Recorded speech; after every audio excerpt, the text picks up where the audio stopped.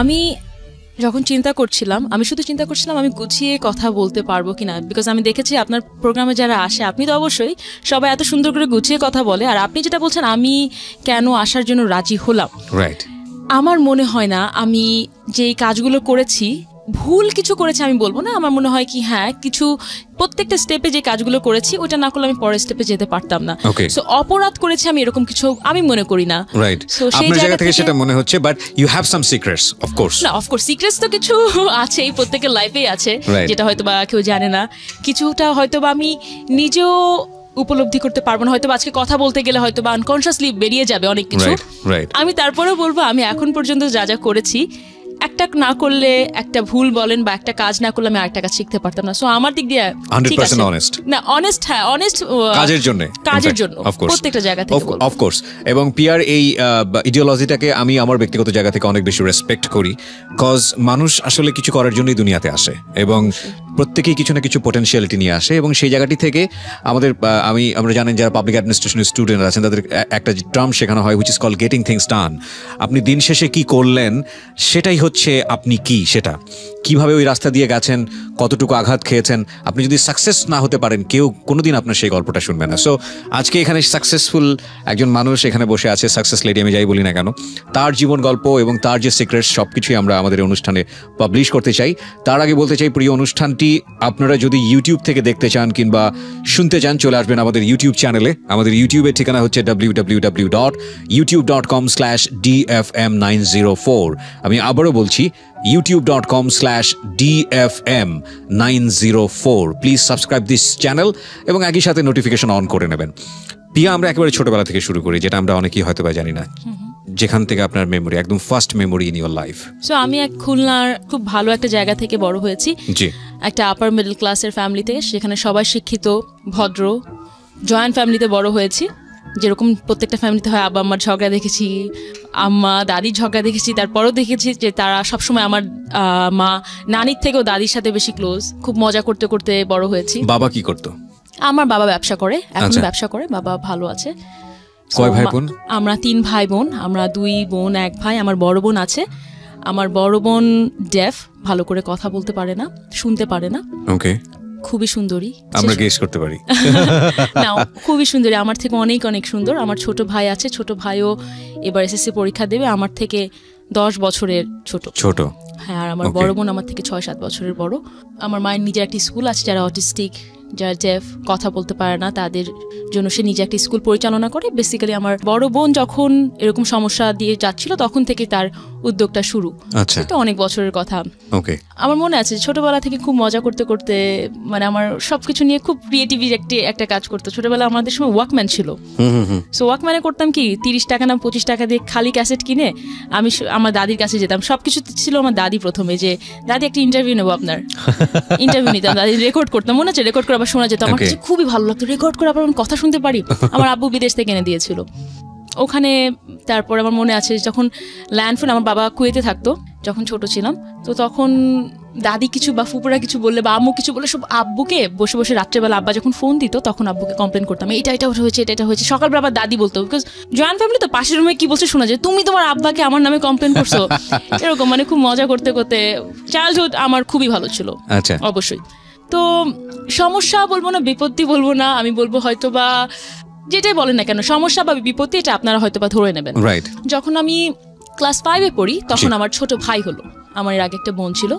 আমার আব্বা আমাদের 2 বোনকেই, আমার বড় বোন কথা বলতে পারে না যেটাই হোক না কেন, বা আমি যেটাই হোক না কেন, 2 বোনকে সে খুবই, এখন পর্যন্ত খুবই ভালোবাসে সে ছোটবেলা থেকে। বা আমার ফ্যামিলিতে আমি সেকেন্ড মেয়ে হয়েছি বলে কোনো সমস্যা ছিল না, কিন্তু ওখানে তখন যখন ক্লাস 5-এ, তখন আমার ছোট ভাই যখন হলো, তখন ক্লাস 5-এর পর থেকে আস্তে আস্তে বড় স্ট্যান্ডার্ডগুলো আসা শুরু করে। তখন তো আমার মনে আছে যখন ক্লাস 6-এও আমি পড়ি, আমার ভাই তখন হয়তো বা 1 বছর, তখন আমার অনেকগুলো টিচার ছিল।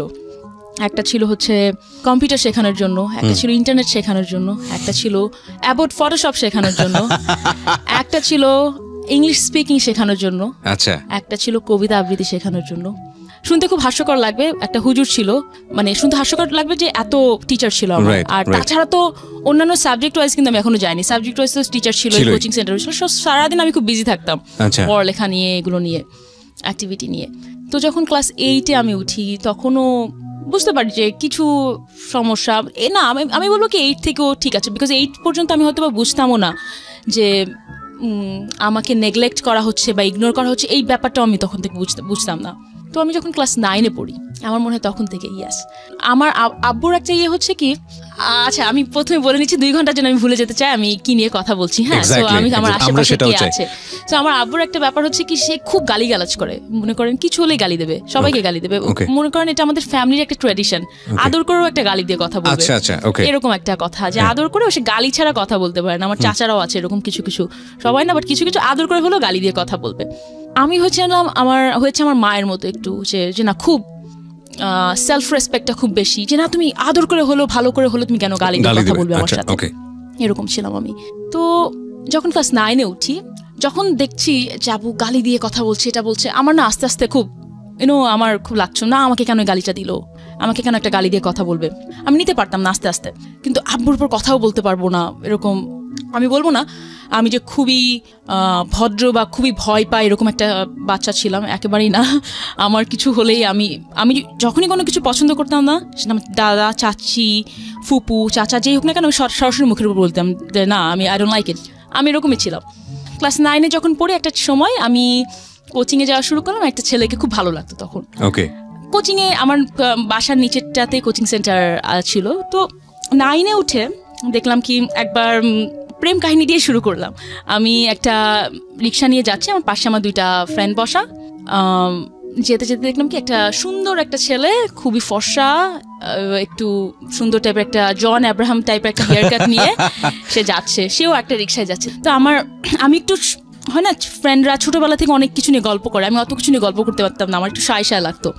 তো আমার ফ্রেন্ডরা বললো কি যে ওই ছেলেটা পিছ রিক্সা নিয়ে চলেন। আমি বললাম কি একটা ছেলেকে আমরা ফলো করবো, এটা কিরকম লাগে না দেখতে? বলে কি না কিছু হবে না। তো ছেলেটা দেখছে যে ছেলেটাকে ফলো করছে, ছেলেরা করলো কি একটা কাগজ ছুঁড়ে মারলো। আমার ফ্রেন্ডরা ওই কাগজটা উঠাবে, না একটা ছেলে একটা রিক্সা দিয়ে যাচ্ছে, চলন্ত রিক্সা থেকে একটা কাগজ ছুঁড়ে মারছে, আমরা একটা মেয়ে হয়ে উঠাতে যাবো, মেয়ে হয়ে না মানে একটা কেন আমি একটা কাগজ উঠাতে যাবো, একটা ছেলে ভদ্রতারও তো একটা ব্যাপার আছে, সে দিতে পারতো। তো না ওরা যে উঠালো, দেখলাম কি ছেলেটার ফোন নাম্বার দিয়েছে। তো আমার 2টা ফ্রেন্ডই তাকে যে কল দিল, তখনও আমার হাতে মোবাইল ফোন আসেনি, আমার মোবাইল ফোন এসেছিল তার কিছুদিন পরে ক্লাস 9-এ।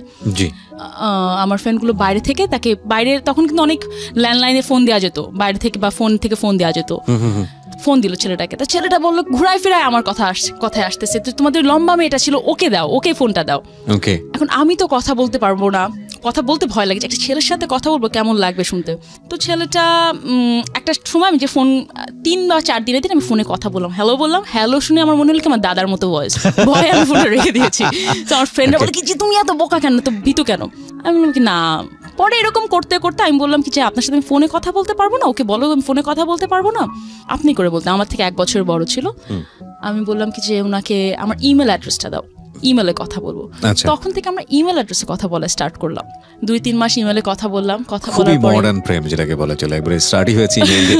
আমরা শুনি যেটা চিঠি দিয়ে হয়, ফোনে হয়, but they started by email. Okay, হ্যাঁ। আর 2005-06 দিকে কিন্তু ইমেল বা কম্পিউটার এত পপুলার ছিল না খুলনার মতো জায়গায়। তো আচ্ছা এখানে আমি বলে রাখি একটু যে তখন কিন্তু আমার বাসায় পার্সোনাল কম্পিউটার ছিল, তখন কিন্তু আমার বাসায় ইমেল ছিল, তখন ব্রডব্যান্ড লাইনের সাথে কিন্তু কানেক্টেড ছিল। তো আমার আব্বা আমাকে সব কিছু দিয়েছিল, আমি যা যা চেতাম বা বলার আগেই সে, তখন হয়তো ইমেল বুঝতামও না, আমার আব্বা বলছি না তুমি এটা নিয়ে নাও, এটা মডার্ন ফ্যাসিলিটি, তুমি শেখো, ফ্যাক্সও নাও, ফ্যাক্স মেশিনও নাও। ফ্যাক্স মেশিন দিয়ে আমি কি করবো? তো সে যেত যা যা ভালো জিনিস আছে সব আমার মেয়ে শিখবে। আচ্ছা, এরকম। নাহলে আমি আপনাকে যেটা বললাম যে অ্যাবাউট ফটোশপের জন্য সে আমার একটা টিচার রেখে দিয়েছিল আমাকে শেখানোর জন্য। যাই হোক, ছেলেটার সাথে কথা বললাম ইমেলে, কথা বলতে বলতে মাঝে মাঝে হয় না প্রেম, নতুন নতুন প্রেম করলে তোমার সাথে একটু ফোনে কথা বলবো, মানে দেখা করো তো দূরে থাকো, সাহসটাই ছিল না, ফোনে কথা বলবো। ফোনে তো ল্যান্ডলাইন, তো ফোন দিত। বাই সামহাউ কিছুদিন পরে তারা ধরলো যে পিয়া একটা ছেলের সাথে ফোনে কথা বলে। আমি তো খুবই ভয় পেতাম যে না আমি ফোনে কথা বলছি না, কেউ না। এবং আমার বাসায় অনেক অনেক উল্টাপাল্টা ফোনও আসতো, যেটা হয় একটা মফস্বলের একটা মোটামুটি সুন্দর মেয়ে থাকলে অনেকে ফোনে ফোন দিত, এরকম একটা ব্যাপার ছিল। তো আমি ওই ছেলের সাথে কথা বলতাম, আর কারোর সাথে কিন্তু কথা বলতাম না, কিন্তু বাসায় অনেক ফোন আসতো। একটা সময় যখন এটা নিয়ে এত মাত্রায় বেড়ে গেল, আমি কিন্তু তখন পর্যন্ত শুধু ফোনে কথা বলতাম, যে আমার পুরো ফ্যামিলির মধ্যে ছড়াই গেল যে পিয়া ছেলেদের সাথে ফোনে কথা বলে, এরকম এরকম। আমার আব্বা আম্মার কানে দিতে লাগলো সবাই কথা। যেহেতু জয়েন্ট ফ্যামিলিতে ছোট একটা তিলকে তাল বানানো খুবই কমন ইস্যু ছিল তখন। রাইট, মজাও পায় অনেকে, মজা পাই, আসলে মজাই পাই এটা, যে হয় না আরেকটা ফ্যামিলিকে একটু ডাউন করে দেখানো, এরকম পচানো যেটাই বলি না কেন আমরা। আব্বাকে এসে বলা স্টার্ট করলো, আব্বু তো খেপে যাচ্ছে। এখন আব্বুর সাথে আমার খুবই ভালোবাসার সম্পর্ক ছিল, যেখানে অত ওপেন আমি বলবো না, যেখানে মনে করেন সবকিছু শেয়ার করা যায়, একেবারে ছিল না। এটা আমার মার সাথে করতে পারতাম। একটা সময় যে আমি আমার মাকে বললাম আম্মু আমি একটা ছেলেকে পছন্দ করি, বিকজ আমার আম্মার সাথে আমি সবকিছু শেয়ার করতাম, এখন পর্যন্ত করি সবকিছু মানে সবকিছু। আমি যখন বললাম, আমার আম্মু আমার পুরো কথাটা শুনে আমাকে বললো কি যে দেখো তুমি এখন অনেক ছোট। সবাইকে বোঝানোর চেষ্টা করলো যেভাবে নর্মালি বাবা মারা বোঝায়, যে এটা এখন না, আমরা পরে দেখবো, তুমি ভালো করে এখন পড়াশোনায় মনোযোগ দাও। আমি বললাম আচ্ছা ঠিক আছে, কিন্তু সবাই যে আমার সাথে এরকম করছে, আমার চাচা ফুপুরা আব্বুরা, আমি কিন্তু এটা নিতে পারতেছি না, বিকজ আমার তখন পড়ার অনেক টেনশনও থাকছিল। প্রি টেস্ট আমি সায়েন্স থেকে পড়তাম, সবচেয়ে ভালো স্কুলে পড়তাম, তো এই ব্যাপারগুলো নিতে পারতাম না। আম্মু বলে কি তুমি কান দিও না, তুমি পড়ো শুধু। আমি চুপ করে থাকলাম, আচ্ছা ঠিক আছে। পরে দেখলাম কি এই ব্যাপারটা না বেড়ে যায়। আমি কিন্তু কথা থামাইনি, জাস্ট বিকজ আমার চাচা ফুপুরা বলেছে তুমি একটা ছেলের সাথে কথা বলতে পারবা না, তাই বলে আমি কথা থামাই দেবো? হতেই পারে না। এটা আমি কেন বলছি, মানে আমি বলছি কি যে আমি একটা জিনিস যতক্ষণ না পর্যন্ত আমি নিজে চিন্তা করবো জিনিসটা রং, আমি ততক্ষণ না পর্যন্ত এটা ছাড়ি না। By natural you are like that? By natural I am like this. আমি আমার কথা যারা শুনছেন তারা শুনতে শুনতে বুঝতে পারবেন যে আমি এরকমই। আমি কিছুটা গেস করেছিলাম, মানে আই গেস, মানে হয় না ফেস দেখে। আমি এত লাইফের স্টোরি শুনেছি মানুষের জীবনে, মানে 400-500 তো অনেয়ার হয়েছে, 4-5 হাজার শুনেছি। তো এখন এরকম হয় যে একটা মানুষের ফেস দেখলে বুঝতে পারি তার লাইফের স্টোরি কি হতে পারে। তো somehow I guess about you যে ওকে উনি একটু হলেও স্বাধীন চেতা মানুষ, হ্যাঁ। এবং অফকোর্স যেই প্রফেশনে উনি আছেন বাংলাদেশের সামাজিক প্রেক্ষাপটে বা যাই বলি না কেন, এরকম স্বাধীন চেতা না হলে এই জায়গাটায় সাকসেস করাটা খুব ডিফিকাল্ট।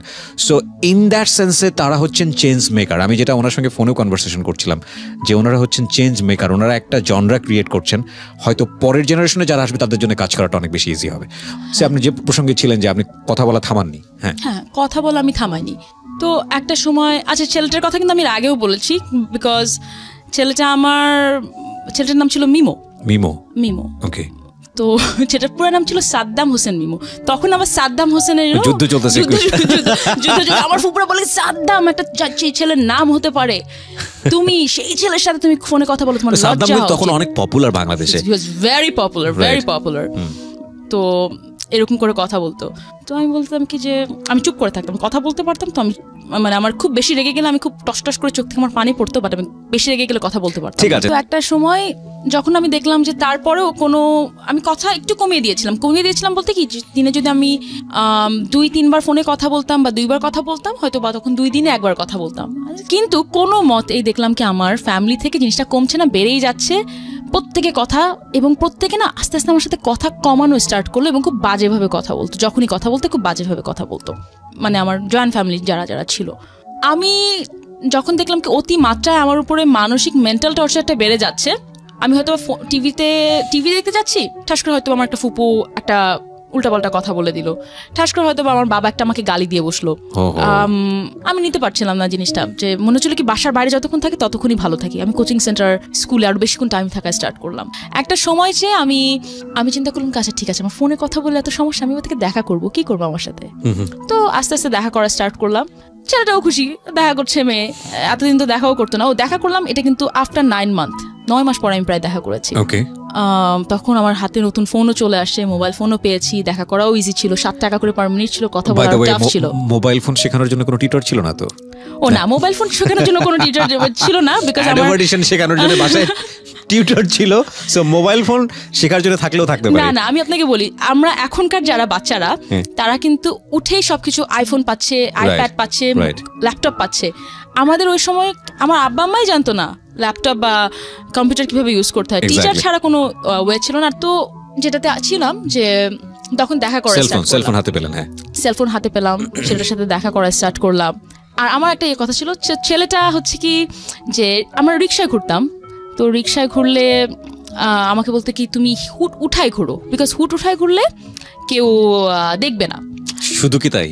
হ্যাঁ শোনেন না, আমি বলছি, আমি যেহেতু সিক্রেটে কথা বলতে আসছি, আমি কোনো কিছু রেখে দেখে বলবো না। Exactly. That's why I like her. Yes, she's really desperate lady.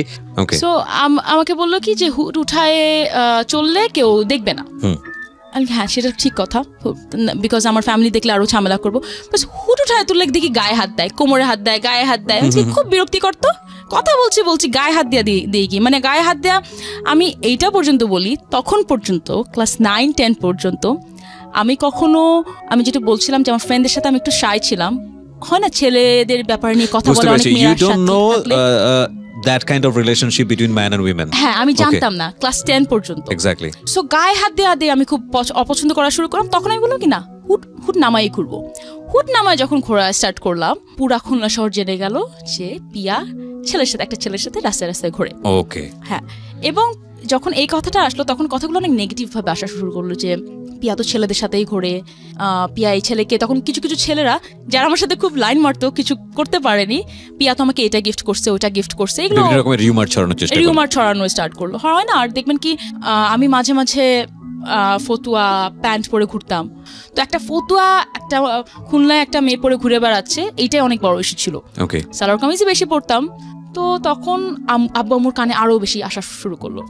আমার আম্মা কিন্তু আমাকে সবসময় বোঝাতো যে জানে এই মেয়েকে উল্টাপাল্টা করলে কিছু হবে না, বিকজ আমাকে মনে রিড করতে পারতো আমার আম্মা। কিন্তু আমার আব্বু খুব বাজে বিহেভ করে, আরো বিহেভিয়ার বাজে দিকে চলে গেল। আমি এখন পর্যন্ত মাঝে মাঝে চিন্তা করি বিহেভিয়ারটা বাজে যাওয়ার কারণ আসলেই কি ছিল, আমার ভাই হওয়ার কারণ নাকি আমার বয়ফ্রেন্ড ছিল এইটা কারণে। আমি এখন পর্যন্ত আমি এটা রিলেট করতে পারি না কোন কারণে হলো। কিন্তু আমার মনে হয় কি বোথ কম্বিনেশন। হয়তো আমার আব্বা ভেবেছিল মেয়ে হাত থেকে চলে যাচ্ছে, আমার ছেলে তো আছেই, বড় মেয়েটা এরকম চুনবে না, কথা শুনতেছে না, কোন ছেলের সাথে ঘুরে বেড়াচ্ছে, আমার ছেলে তো আছে। তো কিছু হলে আমার আব্বা তখন বলতো মেয়ে মানে লস আইটেম। আপনার সামনে? হ্যাঁ অফকোর্স আমার সামনে। মেয়ে মানে লস আইটেম, সেই কারণে তো বলি পড়ালেখা করলে করো, না করলে না করো, আমার কোনো যায় আসে না। আমার মনে আছে আমার আম্মা আমার দিকে তাকায় থাকতো, যে সে খুব কষ্ট পেত যখন বলতো মেয়ে মানে লস আইটেম। তো আমারও খুব খারাপ লাগতো যে মেয়ে মানে লস আইটেম, সে এই কথাটা কেন সে বড় আইস করবে। এটা হচ্ছে কি কিন্তু সেলফ রেসপেক্টের একটা জায়গা, যে যখন সে বললো যে মেয়ে মানে লস আইটেম, শুধু এটা না, আমি হয়তো বা কিছু গালি আনতে পারবো না বা বলতে পারবো না, এখানে আরো কিছু বাজে কথা শুরু করলো। যখন সে শুনলো যে আমি এই ছেলেটার সাথে ঘুরি, রিক্সায় ঘুরি, এটা তখন সে একটা টাইমে আমাকে বললো কি, আরো খুব বাজে একটা কথা বলেছে, যে এরকম কথা একটা, যে এত বড় হয়ে গেছো, কালকে একজনের সাথে থাকলে পরশুদিন তোমার একটা বাচ্চা হবে, বাট তুমি এখনো বোঝো না, এরকম খুব বাজে ল্যাঙ্গুয়েজে সে আমার সাথে কথা বলা স্টার্ট করলো। ওকে, এর মধ্যে আমার আরো কিছু ফেজ যাচ্ছে, বিকজ আমি এসএসসি পরীক্ষার জন্য নিজের প্রিপারেশন নেওয়া লাগছিল। বাবা মা এদিক দিয়ে বাজে কথা বলা স্টার্ট করলো, মা বলবো না আমার। তার মধ্যে এই ছেলে যাইটার সাথে আমি প্রেম করতাম, বা যেটাই বলেন না কেন, infatuation, love, whatever you say, সেই ছেলে, আমি খুব রিজার্ভ ধরনের একটা গার্লফ্রেন্ড ছিলাম, যে না তুমি এই মেয়ের সাথে দেখা করতে পারবো না, এটা করতে পারবো না, ওটা করতে পারবো না। আমার মনে হয় কি আমি যেটা শিখেছি, যেটা দেখেছি, পজেসিভ ছিলাম অনেক বেশি, সেটা অ্যাপ্লাই করতাম। তো আমার বয়ফ্রেন্ড ওরকম ছিল, তুমি এটা করতে পারবে না, আমার ছেলে ফ্রেন্ড ছিলও না, সো বলার কোনো রিজন ছিল না। তখন সেই ছেলে আমাকে একটা সময় এসে বললো যে তাকে তার কোন বিদেশ থেকে একটা কাজিন এসে বলছে এই মেয়ে তো কিছু করতে পারবে না, এত শুকনো একটা মেয়ে কিছু করতে পারবে না। Okay, quote and quote, sorry to say. Okay, তো যাই হোক, সে বললো এই মেয়ে তো কিছু করতে পারবে না। তার মানে সে মিন করছিল এরকম যে এই মেয়েটার সাথে যদি কখনো বলি যে সেক্স করবো, এই মেয়েটা কখনো তো রাজি হবেই না, বা এই মেয়েটা, সে আমাকে হয়তো, আমার মনে নাই ভালো করে, বাট সে আমাকে অনেকভাবে বোঝানোর চেষ্টা করেছিল।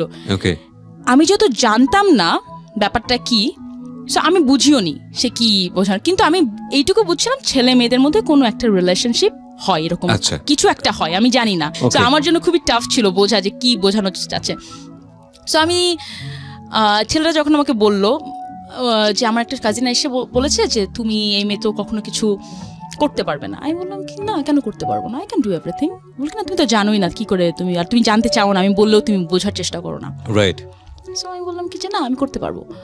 তো তখন সে আমাকে বললো যে আচ্ছা ঠিক আছে, আমার মনে আছে আমার এসএসসি পরীক্ষার সময় তখন সে আমাকে পরীক্ষার একদিন আগে, সো মাঝখানে মানে একটা পরীক্ষা দিয়ে আসছি, পরে একদিন গ্যাপ রেখে একটা পরীক্ষা, সে আমাকে এত মেন্টাল টর্চার করতে শুরু করলো, বলকি না তাহলে তুমি আমাকে দেখাও তুমি কিভাবে করবা। সো এনিওয়েজ আমাকে বললো কোথায় যাবা, আমি বললাম আচ্ছা ঠিক আছে কোথায় যাবেন বলেন। আমি বললো কি কোন ফ্রেন্ডের বাসায়।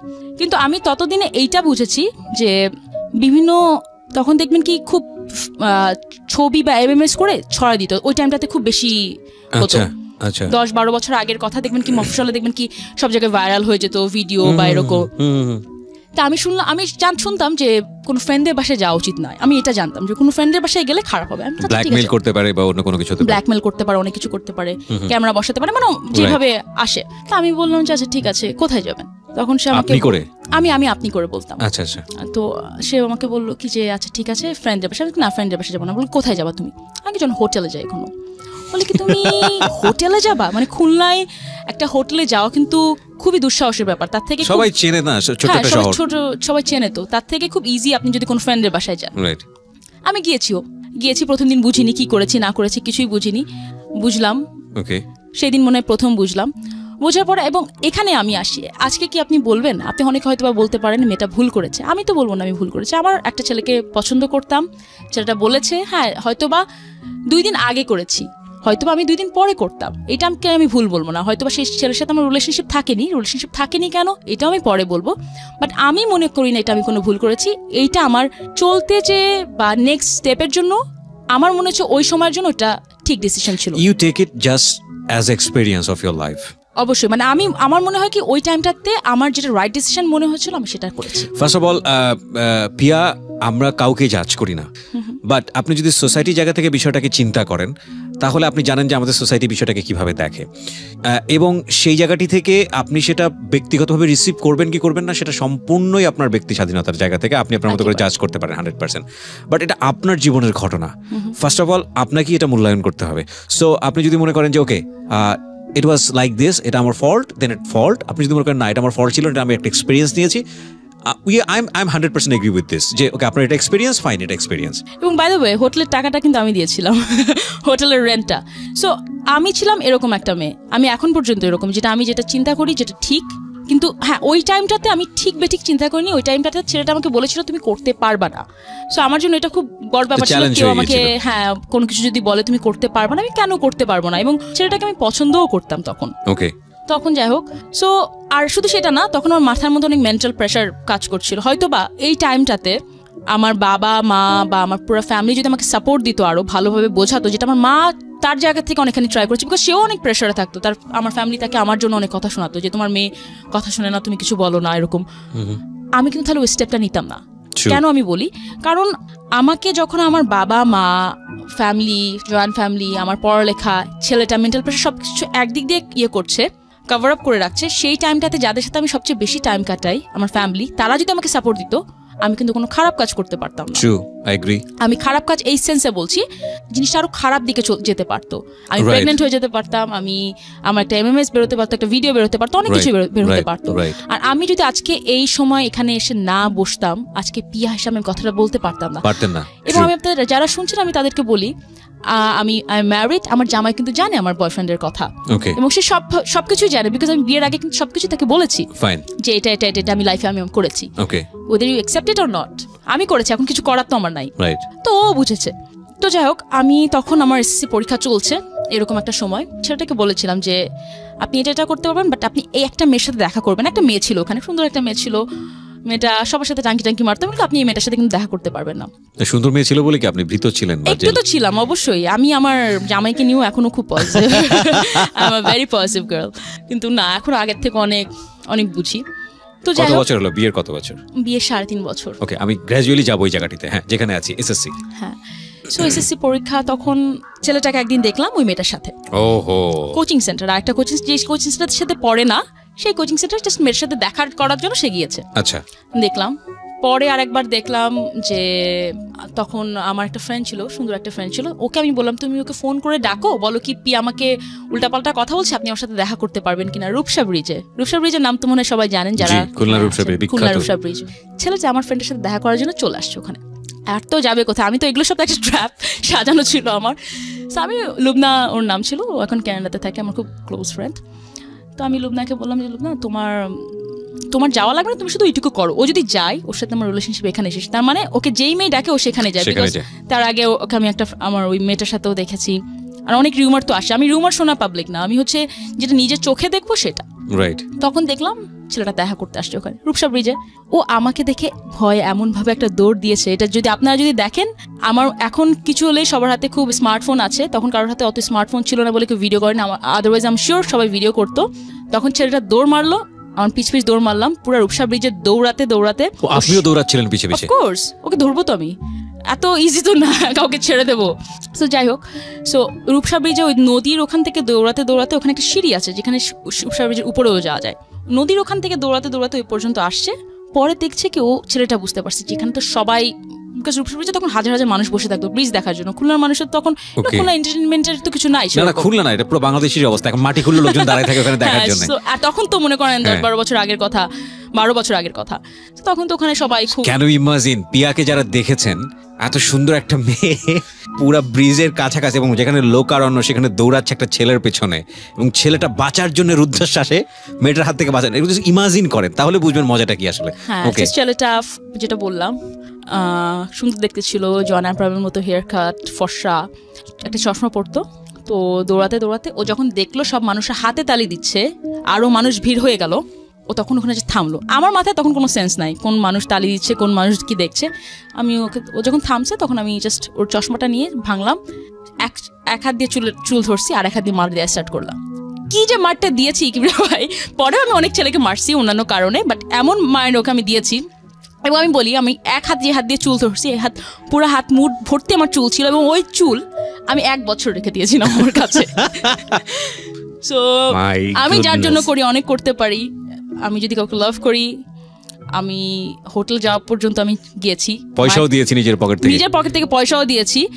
আবার তাকে মারতে যখন উল্টাপাল্টা দেখছি, তখন আমার জায়গা থেকে আমার পার্সোনাল ওপিনিয়ন হচ্ছে she is very honest girl. মানে এটা খুব অল্প সময় ধরে তাকে চিনি, সেই জায়গা থেকে আমার কাছে মনে হচ্ছে she is really really honest hearted. Okay, so আপনি তাকে মারলেন, হ্যাঁ আপনি আরো কিছুক্ষণ মানে আরো কিছুক্ষণ এই গল্পটা কন্টিনিউ হোক, কি হলো অ্যাট লিস্ট আর কি? তো মারার পরে একটা সময় পুলিশ আসলো, আমার চাচা ওখানকার কমিশনার ছিল, পুলিশ চলে আসলো মারের ঠেলায়? হ্যাঁ, আর রূপসা ব্রিজে তো মনে করেন পুলিশ থাকবেই, খুবই স্বাভাবিক ব্যাপার। 2-3 জন পুলিশ আসলো, তো আমাকে দেখে চিনেছে, বিকজ আমার চাচা ওখানকার খুব পপুলার ব্যক্তি ছিল, আর আমাদের বাসাও ওখানে ছিল, সো আমাদের কম বেশি চিনতো ওখানকার মানুষজন। ওকে, সো আপনি তখন এসএসসি তে পড়েন? এসএসসি পরীক্ষা দিচ্ছি তখন, বা এসএসসি পরীক্ষা শেষ হয়েছে তখন, কিছু একটা হবে আমার। এইজটা খুব বেশি হলে 15 থেকে 16। এবং প্রিয় শ্রোতা, এখান থেকে আমরা আবারও ফিরবো ছোট্ট একটা বিরতির পর। আপনারা শুনছেন সিক্রেটসে আমাদের আজকের গেস্ট হচ্ছে পিয়া জান্নাতুল, বাংলাদেশের one of the top most popular model, শুধু বাংলাদেশ না, ইন্ডিয়ান সাবকন্টিনেন্টে। পিয়া জান্নাতুলের একটা ছবি, স্টুডিও পিকচার আমাদের ফেসবুকে দেওয়া আছে, আপনারা চাইলে ওখানে চলে আসতে পারেন। ফেসবুকের ঠিকানা www.facebook.com/ILoveDhaka.fm, এবং এছাড়াও আরেকটি ফেসবুক আছে যেটা আমার পার্সোনাল, আপনারা যদি চান সেখানে চলে আসতে পারেন। ফেসবুকের ঠিকানা হচ্ছে www.facebook.com/kibria.rj, KEBRIA.RJ, পেজটি হচ্ছে RJ কিবরিয়া নামে আছে। আপনার কোনো পার্সোনাল পেজ আছে? জি, আমার একটা ফ্যান পেজ আছে। So you can announce your page. আমার ফ্যান পেজ হচ্ছে জান্নাতুল পিয়া, Facebook/জান্নাতুল পিয়া, গেলে আপনারা দেখতে পারবেন। পিয়ার পেজটা আমার পেজে শেয়ার করে দিচ্ছি। আরেকটা বিশেষ অ্যানাউন্সমেন্ট আমি দিতে চাই, সেটা হলো জান্নাতুল পিয়া এখানে যেটা বলছে সেটাকে আমরা বইমেলাতে বই আকারে নিয়ে আসছি খুব শীঘ্রই। ফাইন, এবার যে কথাটি বলবো সেটা হচ্ছে বই বই বই এবং বই।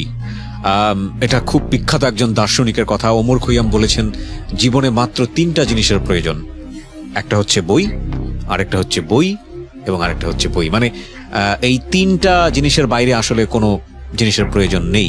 পুলিশ আসলো, পুলিশ আসার পর আমাকে বললো যে আপনি এখানে কি করছেন, আপনি বাসায় যান, বাসায় চলে যান। তো আমি ভদ্রভাবে আমি মাইকটা দিয়ে বাসায় চলে গিয়েছি, চুলগুলো সাথে করে নিয়ে, অফকোর্স। সো এইটাই ছিল ছেলেটার সাথে আমার লাস্ট দেখা। এরপরে আমার কয়েকবার রাস্তায় চোখাচোখি হয়েছে, কয়েকবার ফোনে, এগুলো আমি পরে আস্তে আস্তে কথা বলবো। জি, কিন্তু তার আগে একটু বলিনি, আমি মেন্টালি তখন কতখানি প্রেশারে ছিলাম এটা বোঝানোর জন্য আর একটু বলি যে আমি যখন ক্লাস 9-এ পড়ি তখন থেকে তো অ্যাকচুয়ালি শুরু সবকিছুর। আমি যখন স্কুলে যেতাম, আমি যেটা বলেছিলাম যে আমি স্কুল কোচিং সেন্টারে বেশি টাইম থাকা শুরু করলাম, হয় না, এক্সট্রা ক্লাস বা বসে একটু আগে যাই। তখন আমি যখন 9-এ পড়তাম 10-এর মেয়েরা আমাকে দেখলেই কথা বলতো, কি যেন বলতো, মনে করেন ইফতি সিং যেভাবে করে ওরকম ভাবে কথা বলতো, ওদের ক্লাসের সামনে থেকে আমার যাওয়া লাগতো। 10-এর মেয়েদের মধ্যে ওই মেয়েটাও পড়তো, যে এই মেয়েটাকে আমি বলেছিলাম কোচিং সেন্টারে যে আপনি এর সাথে দেখা করবেন না, এই মেয়েটাও পড়তো। তো ওর ফ্রেন্ডদেরকে দিয়ে, ও নিজে সবসময় কিছু বলতো না, চুপচাপ টাইপের ছিল, তো ওর ফ্রেন্ডদেরকে দিয়ে এইভাবে বলাতো। একদিন এত মেন্টাল প্রেশারে ছিলাম, একদিন দিলাম মায়ের মেয়েগুলোকে, 5-6টা মেয়েকে একসাথে দিলাম মার, ক্লাস 10-এর মেয়েদেরকে মারলাম। আমি একাই যা মারলাম 5-6টা মেয়েকে, আমিও মার খেলাম, আর আমি দিলাম মার 5-6 জনকে একটা মার দিয়ে তো 4টেখানি কথা না। মার দেওয়ার পরে আমার আম্মাকে ডাকলো স্কুলে, হেডমিস্ট্রেস ডাকলো, ফারহানা নাজ আমার মনে আছে।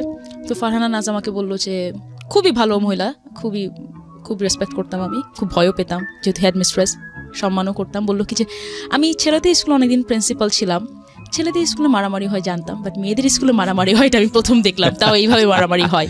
তো আমার মনে আছে আমাকে যখন কথা বলেছিল, হয়তো বা তারা শুধু দেখেছিল, ওরা বলেছে তুমি মার দিয়ে স্টার্ট করছো, কেন তুমি মার দিলা, এইটাই। বাট পিছনের নেপথ্যের কাহিনীটা মানে হয়তো বা আমাদের এক্স্যাক্টলি আনতে চায় না। এটাই হচ্ছে সিক্রেটস এর মূল জায়গাটা। আমরা কিন্তু সবসময়, আমি যদিও আপনাকে অ্যাকিউজ করছি না, তারপর আমাদের অনুষ্ঠানের প্যাটার্নের জন্য বলবো যে এখানে যারা অপরাধ করে এসে কনফেস করেন কিংবা যারা ভুল করে এসে কনফেস করেন, তাদের জায়গাটা হচ্ছে কেন আমি অপরাধী হয়েছি, কেন আমি ভুল করেছি। এবং এইটাকে আমরা এত বেশি এমফ্যাসিস দিতে চাই যে প্রত্যেকটি মানুষই সম্ভাবনাময়, প্রত্যেকটি মানুষের দ্বারাই ভালো কাজ সম্ভব। একটা অপরাধের জন্য তার দিকে আঙ্গুল তুলে, কিংবা আরও বেশি অপরাধের জন্য, আরও বেশি ভুলের জন্য তার দিকে আঙ্গুল তুলে তাকে এমনভাবে স্পেসিফাইড করব না যাতে করে তার রেস্ট অফ দ্য লাইফের ভালো করার সম্ভাবনাটা নষ্ট হয়ে যায়। হ্যাঁ সেটাই। তখন হয়তো আমাকে টিসিও দিয়ে দিত, শুধু দেয়নি হয়তো বা আমার ফ্যামিলির জন্য মেন্টাল টর্চার তখন থেকে থাকতোই একেবারে সব সময়, খুব অনেক আগের থেকে খুব বাজেভাবে বেড়েছিল, যেটার কারণে আমি একটা টাইমে সুইসাইড পর্যন্ত করতে গিয়েছিলাম। মাঝখানে আমাদের একটা মডেল সুইসাইড করলো, তখন আমি নিজে আমার এরকম একটা ছোট করে আমার জীবনের কিছু কথা লিখেছিলাম যে আমিও একবার সুইসাইড করতে গিয়েছিলাম। তো তখন দেখলাম ফেসবুকে লিখেছিলাম, তখন দেখলাম কি বেশ কিছু নিউজ পেপার পিয়াও সুইসাইড করতে গিয়েছিল, হ্যান ত্যান দিয়ে একটু। আজকেও বেরোবে, আমরা যখন বিরতিতে ছিলাম তখনও ভাবছিলাম যে আজকে সব কন্টেন্ট পাচ্ছে তাতে মোটামুটি 4-5 দিন চলতে পারবে সব নিয়ে। Okay, so we are giving you the content যারা লিখতে চান অনলাইনে। এবং এরপরেও যদি আপনারা চান, বই মেলাতে বই আসছে যেখানে পিয়ার ওপর একটা স্পেশাল এপিসোড থাকবে, সো আপনারা ওখান থেকেও পেয়ে যাবেন। সুইসাইডের ঘটনাটা আমি একটু ডিটেইলি জানতে চাই, কজ এটা একটা বড় লেসন হবে। কি প্ল্যান ছিল আর কিভাবে কি হলো? সুইসাইডের ঘটনাটা ছিল, আমার মনে আছে বাসায় এত হতো, আমার এত সাহস ছিল না বা এত ভীতুও ছিলাম না যে যেটাই বলে না কেন যে আমি সুইসাইড করব। কিন্তু তখন একটা ব্লেড কিনে আমি হাত কেটে লিখতাম পদার্থ, ফিজিক্স। আমার মনে আছে, আমার পুরো, আমি হয়তো বা এখনো হাত দেখবেন আমার হাতে এখনো বেশ কিছু দাগ আছে। তো যাই হোক, ওখানে হাতে অনেক কিছু লিখতাম, হাত কেটে লিখতাম। আমি এতখানি মেন্টালি আমি মানে ইমব্যালেন্স হয়ে গিয়েছিলাম। আর পড়তাম আর লিখতাম, বিকজ বাসা থেকে বাইরেও বেরোতে দিত না বেশি। যে রাগটা হতো সেটা এক্সপ্রেস করতে পারতেন না, নিজের উপরেই সেটা ঢালতেন। নিজের উপরেই করতাম। একটা টাইমে মনে হলো কি যে সুইসাইড করি। তখন দেখলাম যে সুইসাইড কিভাবে করব আমার রুমে। যাই হোক, আমি এত লম্বা ছিলাম, সুইসাইডও করতে পারতাম না, বিকজ আমার খাটের উপরেই, ঠিক খাটের বক্স খাট সরানো সম্ভব ছিল না, খাটের উপরেই ফ্যান ছিল, ঝুলে পড়লেও লাভ নাই, আবার পড়ে যেতাম। না হ্যাঁ আসলেই সত্যি কথা, মানে সত্যি। তো তখন আরো কিছু জিনিস জানতাম যে আম্মাকে আমি বলেছিলাম যে আম্মা আমার এরকম টেন্ডেন্সি হচ্ছে। আম্মা আমাকে বললো কি, খবরদার তুমি এগুলো মাথায় আনবাই না, বিকজ প্রথমে তোমাকে বলে রাখি, মরবা তো নাই, প্যারালাইজড হয়ে যাবা, ঘাড়ের একটা রক এটা ছিঁড়ে গেলে মানে সবাই মরে না, প্যারালাইজড হয়ে যাবা, সারা জীবন কিন্তু বিছানায় পড়ে থাকবা। ভয় দেখাতো, বাট সত্যি কথাই বলেছিল আমার আম্মা আমাকে। তখন আমি বুঝেছি আচ্ছা ঠিক আছে, সুইসাইড করেও লাভ হবে না। তো ওইসব প্ল্যানও বাদ দিলাম। এবার আসো এসএসসি রেজাল্ট। আমি মোটামুটি ভালো স্টুডেন্ট ছিলাম, 400 জনের মধ্যে হয়তো আমার রোল 1 থেকে 10-20-এর মধ্যে না থাকলেও ভালো রোলেই থাকতো। টিচাররা আমাকে কেন যেন খুব পছন্দ করতো, প্রত্যেকটা টিচার আমাকে খুব পছন্দ করতো, স্কুলেও, কলেজেও, ইউনিভার্সিটিতেও। তো পড়তাম আমি এই কারণে কথাগুলো বলছি, আমি অন্যান্য কারিকুলাম অ্যাক্টিভিটিসেও ছিলাম, পড়াশোনাও করতাম, সায়েন্স নিয়েও পড়তাম। এসএসসি পরীক্ষায় দেখলাম আমার গ্রেড আসছে F, ফেল। আমি জানি না এটা আপনাদের জন্য কতখানি মূল্যায়ন করবেন, বাট একটা মেয়ে যাকে বাসা থেকে মানসিক টর্চার করা হতো, বলতো কি যে না তুমি কিছুই লাইফে করতে পারবা না, ছেলেদের সাথে ঘুরে বেড়াও। যার আরও 2টা কাজিন পরীক্ষা দিল, একই কাজিন যারা A+, A বা এরকম কিছু পাচ্ছে, সে F পেল, সবচেয়ে মোটামুটি ব্রিলিয়ান্ট স্টুডেন্ট হয়েও। তখন ওই ফ্যামিলিতে কিরকম হয় একটা মফস্বলের, এবং রাইট না আমরা পার্সোনাল লাইফেও একটা বড় ধরনের ডিজাস্টার চলে গেছে। পার্সোনাল লাইফেও খুব বড় একটা ডিজাস্টার চলছিল। আর এই কথাটাও বলি যে ক্লাস 10-এর একটা মেয়ে যখন ফার্স্ট লাইফে সেক্স করবে সেটা কিন্তু তার কখনো প্লেজার হিসেবে আসবে না, সেটা কিন্তু তার জন্য একটা ডিজাস্টার হিসেবেই আসবে লাইফে। সেটা যেভাবে সম্মতিতে করা হলেও অনেক কিছু ডিজাস্টার, সব কিছু মিলে I was very nervous, scared and all. যখন এফ আসলো সেদিন আমি আর একদিন ট্রাই করলাম সুইসাইড করার। তো করার পরে আমি কিছুক্ষণ দরজা আটকানোর পরে আমার আম্মা দরজা এত ধাক্কানো স্টার্ট করলো ভেঙে ফেলবে, আমার আবার সরে আসা লাগলো যে আম্মা বুঝতে পারছিল যে কিছু একটা করবো আমি। আম্মু আমাকে নিয়ে বসেছিল সারাক্ষণ। স্বাভাবিকভাবে টর্চার আরও বাড়তে থাকলো সব দিক থেকে, এই দিক থেকে ওই দিক থেকে। আমার মা অনেক কষ্ট করেছে। তখন আমার আসছিল হচ্ছে কেমিস্ট্রিতে এফ আসলো। আমার আম্মু যশোর বোর্ডের পর্যন্ত গিয়েছে, যশোর খুলনাতে বাসা হয়ে বিভিন্ন স্কুলে গিয়েছে যে কেন ওর এফ আসলো, খাতা চেক করার জন্য। ইউনো সামথিং, এটা হয়তো বা 1 লাখ বা 1 কোটির একটা হতে পারে, আমার খাতা খুঁজে পাওয়া যায়নি। যশোর বোর্ডের যে ভাইস চ্যান্সেলর ছিল আমার আম্মাকে বললো যে দেখেন আমাদের এটা কখনোই আমরা গভর্নমেন্ট থেকে স্বীকার করবো না, আমাদের খাতা হারাই গেছে, আপনার মেয়েকে চোখ কান মুখ বন্ধ করে আবার পরীক্ষা দিতে বলেন। আমরা এটা স্বীকার মানে এখান থেকে কখনো স্বীকার করলে বিকজ তাহলে ওদের জেল হয়ে যাবে, নাহলে একটা শিক্ষার্থীর খাতা হারাই গেছে। ফার্স্ট টাইম আপনি এটা পাবলিকলি ওপেন করতেছেন মানে এই ঘটনাটা?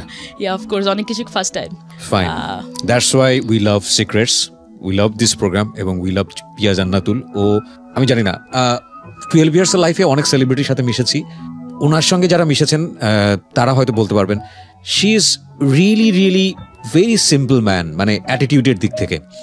এবং আমার সঙ্গে আসলে ওভাবে কথাও হয়নি 1-2 বার। উনি আমাকে ফার্স্ট নক দিয়েছিল, আমি যদি ভুল না করে থাকি, ফেসবুকে কোনো একটা স্টোরি শুনে, একটা মেয়ের স্টোরি শুনে, খুলনার একটা মেয়ের স্টোরি শুনে আমি আর আমার জামাই তখন শুনলাম। আমি না শুনতে শুনতে আমি ফারুককে বলছি, ফারুক দেখো একটা খুলনার মেয়েটা লাইফে আমি বলবো অনেক ভুল করেছে, আমি একটাও ভুল করিনি। কেন করিনি আমি বলবো, বিকজ আমি আলটিমেটলি, আপনি কিছুক্ষণ আগে যে কথাটা বললেন, আপনার স্ট্রাগল কি কেউ জানতে চাবে না, আপনি যদি এন্ড অফ দি ডে আপনি সাকসেস হন, মানুষ এটাই শুনতে চাবে। Exactly, that is the point. আপনি কোন পথে হেঁটে এসেছেন দ্যাট ইজ নট ইম্পর্টেন্ট, আপনি কোথায় এসেছেন সেটাই হচ্ছে ফ্যাক্ট। ওকে, ঠিক আছে। তো সেটা শোনার পরে আপনি আমাকে নক করেছিলেন, তারপরে আপনার সঙ্গে আমার কথোপকথন হয় ফেসবুকে। হ্যাঁ, তারপর আপনার সাথে কথোপকথন হয়। তখন আমি বললাম কি যে আমি বললাম যে আপনাকে আমি একদিন আসতে চাই আপনার প্রোগ্রামে। আমি তখন আপনাকে বললাম, তখন আপনি অন্য একটা রেডিও চ্যানেলে ছিলেন, অন্য একটা প্রোগ্রামের জন্য, তখন জীবন নিয়ে মনে হয় গল্প শুনে। তখন হয়তো আসলে এত কথা বলা হতো না, বিকজ সিক্রেটস আপনি বলেছেন যে সিক্রেটস যেটা জানে না সেটা নিয়ে কথা বলতে। তা আমিও আসলাম যে না, যখন আসবোই সেইভাবেই আসি যে রাইট। এবং এই অনুষ্ঠানে না সাধারণত যারা সেলিব্রিটি তো ওর তো অনেক পরের ব্যাপার, যারা সাধারণত আমরা যারা মিডল ক্লাস আছি বা আপার মিডল ক্লাস আছি, তারা কিন্তু সম্মানটাকে অন্যভাবে ডিফাইন করি অলওয়েজ, যে আমার সব চলে যাক, ঘরে আমার 2 বেলা ভাত রান্না না হোক, সম্মান আমি হারাতে চাই না। সো আমাদের এই সোসাইটিতে সম্মানটাকে ডিফাইন করা হয়েছে এমনভাবে যে তোমার নিচে বা তোমার পিছনে যদি কাপড় নাও থাকে নো প্রবলেম, সামনে কিন্তু থাকতে হবে। তো যে কারণে মানুষ এই অনুষ্ঠানগুলোতে আসতে অনেক বেশি ভয় পায়। আমি এই জন্যই বলছিলাম যে পিয়া জান্নাতুল অনেক বেশি মানে অনেস্ট হার্টেড একটা মেয়ে। বাই দ্য ওয়ে, আমরা যে জায়গায় ছিলাম, খাতা হারিয়ে গেল। তো খাতা যখন এখানে হারিয়ে যায়, সেখান থেকে কিছু করার নাই। তখন স্কুলে যেতে খুব খারাপ লাগতো, সব জুনিয়রদের সাথে ক্লাস করা লাগবে, এগুলো খুব খারাপ লাগতো তখন। তারপরে করার পর একটা টিচারের কাছে পড়লাম কেমিস্ট্রিতে, না I got A+, what ever, A+ পেলাম। পরের বার এতদিন এই যে A+ যে পেলাম, A+-এর আগে অনেক কাহিনী হয়ে গিয়েছে। একদিন আমার মনে আছে, এত খারাপ অবস্থা, আমার আব্বু আমার সাথে এত মিসবিহেভ করতেছিল, খুবই বাজেভাবে কথা বলা, এবং সে আমার আম্মাকে কিছু একটা ছুঁড়ে মারতে যাচ্ছিল, এরকম আমার মনে আছে। আমি আমার ফ্যামিলিতে এরকম কখনো কিছু দেখিনি যে আমার আব্বা আম্মা ঝগড়া করে বা কেউ কারোর গায়ে হাত তুলবে, এটা এরকম কিছু আমি কখনো দেখিনি। আমাকে নিয়ে যে কেন আমার আম্মা আমাকে সাপোর্ট দিচ্ছে, কেন সে আমাকে বুঝাচ্ছে, কেন আমার সাথে সে মিসবিহেভ করছে না, এই কারণে আব্বু রেগে যাচ্ছিল। তো তখন আম্মাকে কিছু একটা প্লেট ছুঁড়ে মারলো, খাবার ভালো হয়নি, রান্না ভালো হয়নি। যখন মারলো তখন সাথে সাথে আমাকে তো গালিগালাজ স্টার্ট করলোই। আমিও কি যেন একটা ছুঁড়ে মারলাম আব্বার গায়ে লাগেনি, বাট যাই হোক। বিকজ দেখেন, আপনি 15, 16, 17 বছরের একটা মেয়ে হয়ে বা ছেলে যেটাই হন না কেন, আপনাকে যতক্ষণ আঘাত করা হবে, একটা টাইমে কিন্তু আপনার মুখ খুলবে, আপনি যে হন না কেন, আনলেস অর আনটিল আপনাকে ওইভাবেই মানুষ করা হয়েছে যে আপনি কখনোই মুখে কিছু বলতে পারবেন না, স্বাধীন চেতনা।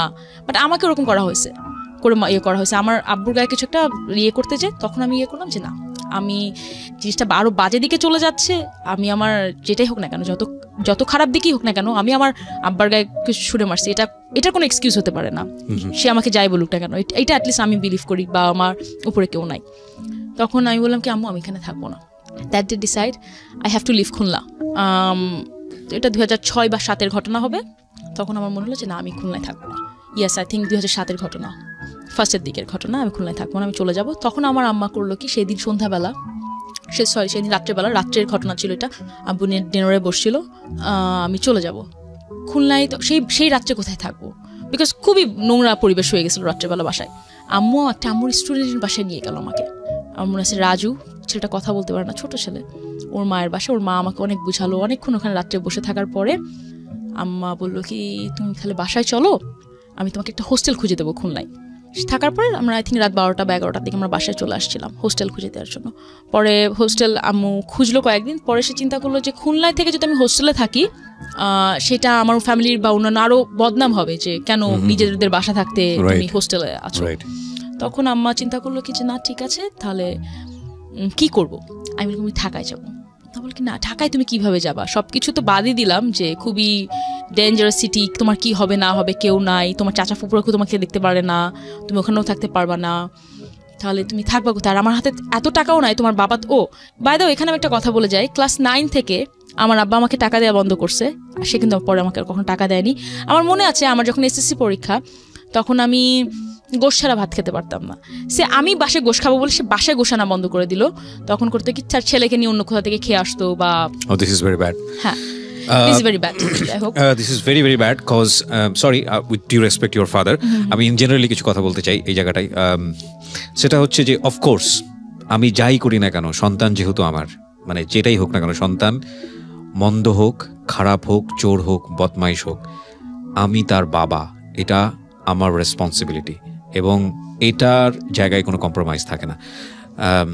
উনি এতক্ষণ ধরে যেটা বলছিল যে জীবনভাবেই হোক, যে গালাগালি করছে, মারামারি করছে, ছোড়াছুরি করছে, ইন জেনারেলি ওকে, বাট ঠান্ডা মাথায় যখন একটা মানুষ সিদ্ধান্ত নিচ্ছে বাসায় আমি কোনো কিছু আনবো না যাতে করে আমার মেয়ে খেতে না পারে, this is very ইনহিউম্যানিটি, sorry to সে। আমি উইথ রেসপেক্ট, আমি আপনার বাবাকে নিয়ে কিছু বলতে চাচ্ছি না, বাট আমি ইন জেনারেলি সবাইকে এই জিনিসটা বললাম।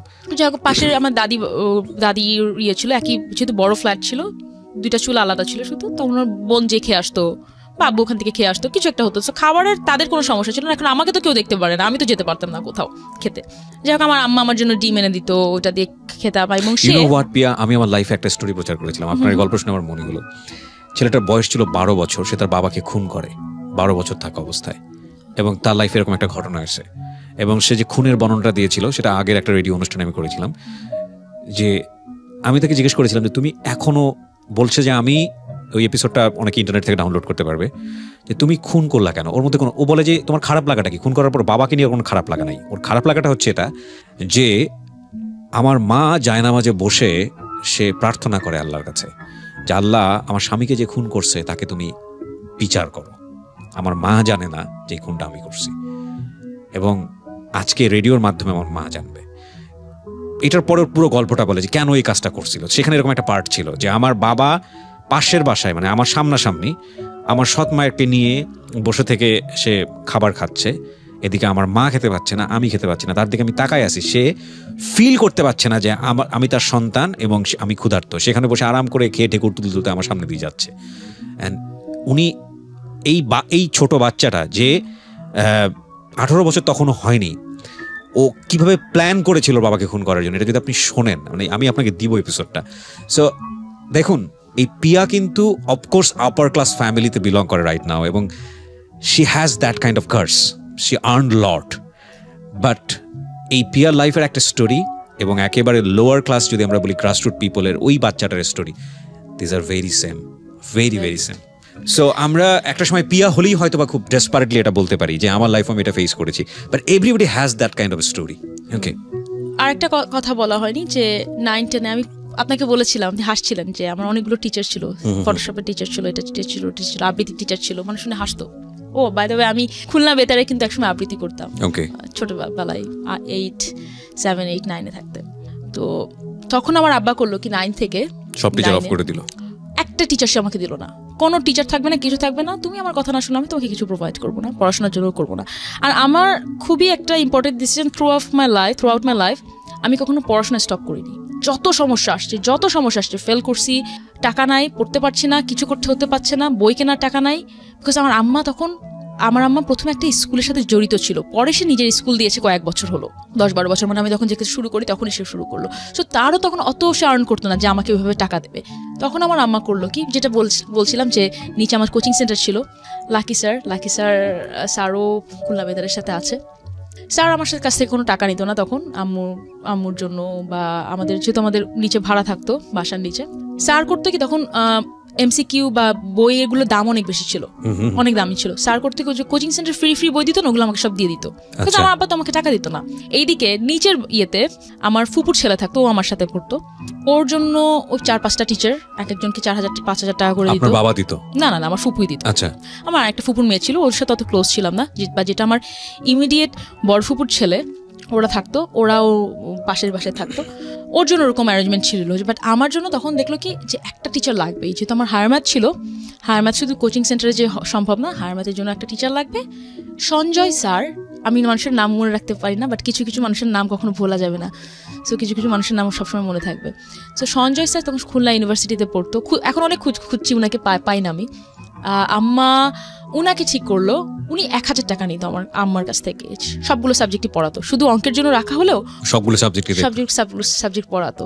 আর মনে আছে স্যারের কাছে যখন পড়তাম প্রতিদিন সন্ধ্যাবেলা, আব্বু সন্ধ্যাবেলা বাসায় আসতো, সন্ধ্যাবেলা বাসায় ঢুকে আমাকে গালিগালাজ স্টার্ট করতো। স্যার কিছু হলে আমাকে বলতো কি,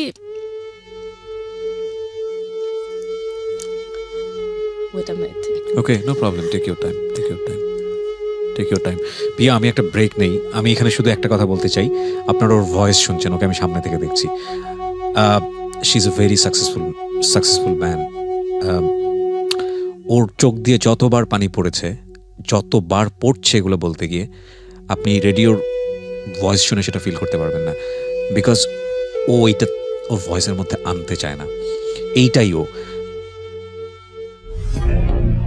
আব্বু গালাগালি দিচ্ছে স্যারের সামনে, আমাকে শুধু মাথা নিচু করে থাকতো, আমি মাথা নিচু করে থাকতাম, স্যারের সামনে তুমি কিছু ঝগড়াও করতে পারতাম না। স্যার বলতো কি তুমি কিছু তাকাও না, শুধু পড়ো, কান দিও না, শুধু পড়ো, বিকজ উনিও এত লজ্জা পেত। খুব ভদ্র ছেলে ছিল, স্বাভাবিক হিন্দু একটা ছেলে ছিল। তো কিছু কিছু সময় মনে আছে আমার আম্মার যখন টাকা দিতেও সমস্যা হতো, 1,000 টাকা দিতেও সমস্যা হতো, তখন স্যার কিছু বলতো না, চুপ করে থাকতো। স্যার এরকম এত সাপোর্ট দিয়েছে, এদিকে লাকি স্যারও ছিল। তো আমার জন্য তখন, আমি যখন SSC পরীক্ষার রেজাল্ট খারাপ হয়, আমার জন্য তখন আমার নিজের থেকে আমার মায়ের জন্য খুব খারাপ লাগছে, বা ওই স্যারের জন্য খুব খারাপ লাগছে, যারা আমার জন্য এত কিছু করলো, তাদেরকে আমি কিছু রিটার্ন করতে পারলাম না। এটা শুধুমাত্রই আমার রিলেশনশিপের কারণে। আমার একটা বয়ফ্রেন্ড ছিল, আমি কিন্তু পড়েছি, আমি বলতে চাই আমি অনেক পড়তে হতো, বিকজ আমি লুজার হয়ে থাকতে চাই না। আমি জানি আমি যদি সাকসেসফুল না হই, এই মানুষগুলো আরো মজা পেয়ে যাবে। আমি যদি আজকে ভালো রেজাল্ট করি, এই মানুষগুলোর মুখ থেমে যাবে। কিন্তু আমি জানি না, এটাকে অনেকে হয়তো বা লাখে বিশ্বাস করে না, অনেকে হয়তো বা বলবেন যে না, কিছু লাখ বলে কিছু নাই, কিন্তু সব কিছুই পরিশ্রম। কিন্তু আমি বিশ্বাস করি লাখ বলে কিছু আছে, এটা একেবারেই আমার জীবন থেকে বলছি। নাহলে এত পড়ার পরেও এরকম ভাগ্য খারাপ করার হতে পারে না। ফাইন, পরীক্ষা তো পরবর্তীতে দিলেন এবং রেজাল্টও চলে আসলো, কিন্তু আপনি একটা সময় সিদ্ধান্ত নিলেন কোনো একটা কারণে বাবাকে এটার কারণে বাসাটা ছেড়ে দেবেন বা অন্য কোথাও থাকবেন। দ্যাট মোমেন্টে আপনি জায়গা খুঁজছেন, আসলে কোথায় থাকবেন? হ্যাঁ, তখন জায়গা খুঁজছি। হ্যাঁ, আমি একটা জায়গায় একটু খেয়ে হারিয়ে ফেলেছিলাম, সেটা হচ্ছে আমি মনে করতে পারছিলাম না ছেলেটার সাথে আমার কবে ব্রেকআপ হলো হচ্ছে আমার যখন প্রথমবার রেজাল্ট দেয়, যখন এফ পেলাম, তখন ও আমার ফোন ধরে না। ও তো ভয়ে থাকলো যে আল্লাহ কি হবে, ও তো আমার জন্যই মনে হয় ফেল করছে, এটা তো এখন আমার উপর ঝাড়বে, বা যাই হোক ফেল করছে না, ফ্রেন্ডদের মধ্যে ফেল করছে, জাস্ট আমার 1 বছরের বড় ছিল। তো ও খুব লজ্জা পাচ্ছে, তুই ফেল করছো এটা। ও আমার কিছুদিন ফোন তুললো না, কিছুদিন, বেশি এটা যে বড় রিজন তা না। তারপরের ঘটনা ছিল রূপসা ব্রিজ, এটার পরের ঘটনা। No problem. সো রূপসা ব্রিজের ছেলেটার কাছ থেকে যখন ওরকম খুব একটা ধাক্কা খেলাম, পাশাপাশি একটা রিজন তো ছিল আমার ভাই, আর এই ছেলেটার কারণে, দুইটা মিশে কম্বিনেশন, যে আমার ফ্যামিলির কাছ থেকে আমি এত কথা শুনছি, আর এই ছেলেটা এসে আমার সাথে এরকম উল্টাপাল্টা ডিচ করলো, আর এদিকে ফ্যামিলির তো সমস্যা আছেই। তখন আমি ঢাকায় চলে আসি। ঢাকায় প্রথমে আসি আমার ফুপুর কাছে 1 মাসের জন্য। আমার কাজিনের সাথে খুব ঘোরাঘুরি করার পরে একটা টাইমে তোমার ব্যাক করতেই হবে খুলনায়, কিছু করার নাই। তখন আমি আম্মুকে খুলনায় আসলাম, আম্মুকে আমি বললাম যে আম্মু আমি ঢাকায় যাবো, আমি একবার থাকবো। বলি না, ঢাকায় আমি তোমাকে রাখবো কিভাবে কি করবো? আমি পারবো আম্মা, আমি হয়তো বা পড়াশোনা করাবো, টিউশনি করবো, বা ছোট বাচ্চাদের পড়াবো, আমি কোনো না কোনোভাবে আমি করে নিতে পারবো, অসুবিধা হবে না। তো একটা টাইমে তখন হাই5 ছিল, ফেসবুকের আগে খুব পপুলার ছিল এটা, রাইট? হাই5 ছিল। সো বুঝতেই পারছেন যে আমার বাবা যখন আমার পড়াশোনার টাকা দেবে না, অবশ্যই সে আমার ইন্টারনেটেরও টাকা দেবে না। মাঝে মাঝে আমি 100-200 টাকা জোগাড় করতে পারলে হয়তো, বা এখন 100-200 টাকার কার্ড কিনতে পাওয়া যেত, বেশিক্ষণ চলতো, ওইটা কিনতাম, কিংবা সাইবার ক্যাফেতে যেতাম, কিছু একটা করতাম। তো সাইবার ক্যাফেতে বা কিছু একটা করে হাই5-এ কথা বলতাম। তো আমাদের একটা ফটোগ্রাফার ছিল, আমি জানি না আপনি জানেন কিনা, ফটোগ্রাফার তখন হিট। তো আমাকে বললো কি যে তোমার হাইট কত? So that time I was 5'8", okay right now এখন 5'10" তখন 5 feet 8 inches ছিলাম, অনেক লম্বা ছিলাম ওই হিসাবে খুলনার মধ্যে। তো তখন মনে আছে আপনাদের যারা লিসেনার মনে আছে কিনা জানি না, ASL 8 sex location, তখন আমরা বলতাম ASL হাই ফাই। ASL কথা মানে ইয়াহু মেসেঞ্জারও তো ফার্স্ট হাই বলার পরেই বলা হতো ASL এক্স্যাক্টলি। দেখবেন কি ফটোগ্রাফার বা মিডিয়া ইন্ডাস্ট্রি এরা হাই জিজ্ঞাসা করে 5'8", বলে কি তুমি কি হিল পরে না হিল ছাড়া, চাওয়াবাজি করছো, এরকম অনেক কথা বলছো। না আমি তো এরকমই। তখন আমাকে বললো তাহলে তুমি ঢাকায় আসো, ঢাকায় এসে তুমি মডেলিং করো। আমি বললাম কি যে না, আমার যে ফ্যামিলি একটা ফতুয়া পড়লে ঢাকায় থাকে, মডেলিং করবো মানে। ও আমার গানের টিচারও ছিল, গান আমাকে বন্ধ করে দিতে হলো যে গান তো বেশি দিন গেতেও পারবা না, পরীক্ষাও, আবার মুসলমান ধর্মে গান গাওয়া উচিত না, এইগুলো আমার গানটা বন্ধ করে দিল তখন। যেই ফ্যামিলি এরকম ফ্যামিলি থেকে আমি আজকে ভোগের মডেল, সো হোয়াট এভার। তো সে আমাকে যখন বললো তখন বললাম যে না দেখেন এটা তো কোনোভাবে সম্ভব না, আমাকে দেবে না, করতে দেবেই না, আমাকে মেরেই ফেলবে, মানে দে উইল মেক শিওর যে। তখন বললো কি যে না তাহলে আমি আসি খুলনায়। আপনি আসবেন আমার জন্য খুলনা পর্যন্ত আসবেন? হ্যাঁ আসি, সমস্যা কি। তো আসলো, সে টাইমে একটা ফ্রেন্ডকে নিয়ে আসলো, এসে আমার মার সাথে কথা বললো, বাবা পর্যন্ত যাওয়ার সাহসই নাই। আম্মাকে কোনো মতে কনভিন্স করলো যে ঢাকায় যাব, ঢাকায় যে মনে হয় বয়স কম ছিল, ভাবছে কি ইয়াং একটা মেয়ে দেখে আসি, নাহলে কোনো কাউকে মডেল বানানোর জন্য তো আর কেউ আসবে না, এটা তো খুবই লজিকের কথা। তো আম্মাকে ও আমাকে দেখে খুব ইমপ্রেস যে লম্বা একটা মেয়ে আছে, খুবই ছোট একটা মেয়ে, কিছু একটা করতে পারবে। তো আমাকে বললো আপনারা ঢাকায় আসেন। তা আমি তো খুব ভয় ছিলাম যে কত টাকা নেবে ফটোশুট করতে, এটা করতে। টিভিসি খুব হিট ছিল তখনকার, মোনালিসা, বাঙালি, তখন এগুলো খুব হিট ছিল। তো তখন একটা টাইম আম্মাকে নিয়ে গেলাম আমি ঢাকায়। আম্মাও কিন্তু আমার আম্মা কিন্তু এরকম না, বিভিন্ন পরিস্থিতির সম্মুখীন পড়ে তাকেও একটা ডিসিশন নিতে তারও নিজেকে বাধ্য করা লাগছিল, যাচ্ছে ঢাকায় নিয়ে যায়। আমার কাছ থেকে কোনো টাকা নেয়নি, we are so grateful, because আমাকে টাকা দেওয়ার মতো ফটোশুটের জন্য আমারও এত অবস্থা ছিল না, বা আম্মাকে আমি খুব বুঝিয়ে টুঝিয়ে কিছু টাকা নিয়ে গেছিলাম, আম্মা কিছু একটা দিও তুমি। আচ্ছা আচ্ছা, কোথায় শুট করলেন ফার্স্ট শুটটা মনে আছে? কত সালে? বনানী, এখন যেখানে 12 নম্বর রোড বনানীতে, ওখানে একটা স্টুডিও ছিল অপূর্ব। So another life started. আমার ভাইকে নিয়ে গিয়েছিল, আমাদের 3 জনের একটা ছবি এখনো আমার কাছে আছে, আমার বাসায় ঝোলানো আছে, প্রথম শুট। আমার মনে আছে আমাকে যখন বললো যে আমার একটা ড্রেস ছিল, তো একটা স্লিভলেস ড্রেস, তার উপর একটা কোটি পরা লাগে। স্লিভলেস তো পরতামই না, ভয় লাগতো অনেক। তো যখন আমাকে বললো কি যে তুমি কোটিটা ছাড়া পরো, আমি তো বললাম খেলো কিন্তু নিশ্চয়ই মতলব খারাপ, আমাকে স্লিভলেস ড্রেস পরতে বলছে, মতলব অবশ্যই খারাপ। কিন্তু কাউকে কিছু একটা কথা বলবো সেটাও বলতে পারছি না, কাকে কি বলবো। তুললাম ছবি স্লিভলেস পরে চড়ে, জাস্ট শার্ট প্যান্টেরও খুব একটা ছবি ছিল না, বিকজ আমার শার্ট প্যান্ট তখন সেরকম খুব একটা ছিল না, ফতুয়া ছিল, ওগুলো দিয়ে বলো কি না ফতুয়া পরার থেকে তুমি এই কামিজ বা এই শাড়িগুলো পরেই তোলো, তোমাকে এগুলোতেই ভালো লাগলো, এগুলো ড্রেসগুলো পরার থেকে। তখন একটা মেকআপ আর্টিস্ট ছিল, নাম আমার মনে নাই। আমি বুঝতেছি লোকটা মেকআপ দিচ্ছে, এখানে গায়ে হাত দিচ্ছে, এখানে গায়ে হাত দিচ্ছে, একটু গলায় হাত দিচ্ছে, মানে প্রয়োজন ছাড়া। এগুলো আমি এই কারণেই বলছি, আজকে যদি আপনার লিসেনার যদি শুনে থাকেন, এগুলো খুঁটিনাটি বিষয়গুলা, এগুলো ওভারকাম করেও যে অনেক জায়গায় আসা যায়। আমি একটা বই পড়ি, 7 effective things of successful people, 7 cover, ওখানে দেয়া আছে যে কোনো কিছুকে ওইটাকে আপনি সেন্টার, আপনি যদি ধরেন এইটাকেই সেন্টার, এই লোকটা আমার একটু গলায় হাত দিছে, আমি আজকে মিডিয়ায় খারাপ পুরা, তাহলে কিন্তু আপনি ওখানে হেরে গেলেন। You lose yourself. আপনার ওইটা থেকে ওভারকাম করে আপনার আরো বড় কিছু অ্যাচিভ করতে হবে। হয়তো আমার তখন সাহস ছিল, এই কারণে আমার ব্যাক করার কোনো ওয়ে ছিল না। আমি জানি ওখানে আরো খারাপ অবস্থা হবে আমার, যদি খুলনার দিকে। আমার আম্মা আমাকে লাইফে একবারই ছেলে দেখতে আসছিল ক্লাস 10-এ পড়ার সময়, বিকজ আম্মা এটাও ট্রাই করছে মেয়েকে যদি বিয়ে দিয়ে দেওয়া যায়, কেন ওর বাসায় এত সমস্যা হচ্ছে। তো ছেলে কি হয়েছে পরবর্তীতে দোয়া পড়তে বাড়ি থেকে? না ছেলে 2টা বোন আসছিল আমাকে দেখতে, খুলনার সেফ অ্যান্ড সেফ একটা জায়গা আছে ফুড কোর্টে, আমার বড় বোনের নাম কি, আমার নাম পিয়া, সো ওরা 2 বোন পিয়া আসছে দেখতে। ছেলে অস্ট্রেলিয়ায় থাকে, তখন তো খুব হিট ছিল যে ছেলে বিদেশি মানেই বেস্ট জামাই, এখনো আছে তাই না? আচ্ছা, তো যখন আমাকে বললো, তো যাই হোক ছেলেটার নাম্বার আমাকে দিয়েছিল, বলে কি আমাকে ওর বোনরা এসে বললো, ছেলেটাও আসছিল, তখন ছেলেটা আমাকে ফোন নাম্বার দিল, কথা বললো, আমাকে ফোন দিয়েছিল। তো আমি বললাম কি দেখেন আমার বয়ফ্রেন্ড আছে, ডোন্ট কল মি এগেন। তখন আমার তো বয়ফ্রেন্ড ছিল ওই ছেলেটা, তো ওকে আমি বলে দিয়েছি, ওরা আর আমার দিকে আর ঘুরেই তাকায়নি আর কখনো। আর তো এরকম বেশ কিছু, মানে আমার আম্মা মোটামুটি সব ট্রাই করে শেষ। সো আপনি গল্পটা বলছিলেন এই কারণেই যে এই ছোট একটা ঘটনাকে কেন্দ্র করে ঠিক আছে আমি করবো না মডেলিং, বাসায় ফিরে যাবো, সে রাস্তাটা ছিল না। হ্যাঁ, যে ওইটাও ছিল না আমার। যাই হোক, অপূর্ব যখন ফটোশুট করার পরে ইন দ্য মিন টাইম আমি চেষ্টা করছিলাম, তখন রেজাল্ট দেয়নি কিন্তু আমার সেকেন্ড পরীক্ষার রেজাল্ট দেয়নি আমাকে, 1 বছর পরে যেটা দিলেন, 1 বছর পরে কখনো রেজাল্ট দেয়নি। তারপরও চেষ্টা করছিলাম যে ঢাকায় যদি পাশ করে যায়, ঢাকায় কোন কলেজে পড়বো না পড়বো চেষ্টা করার জন্য।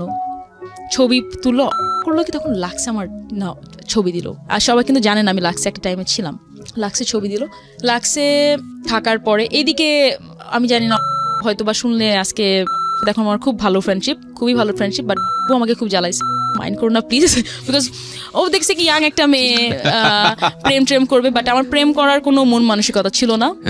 আর আমাকে বলতো যে তুমি খুবই স্নবিশ একটা মেয়ে।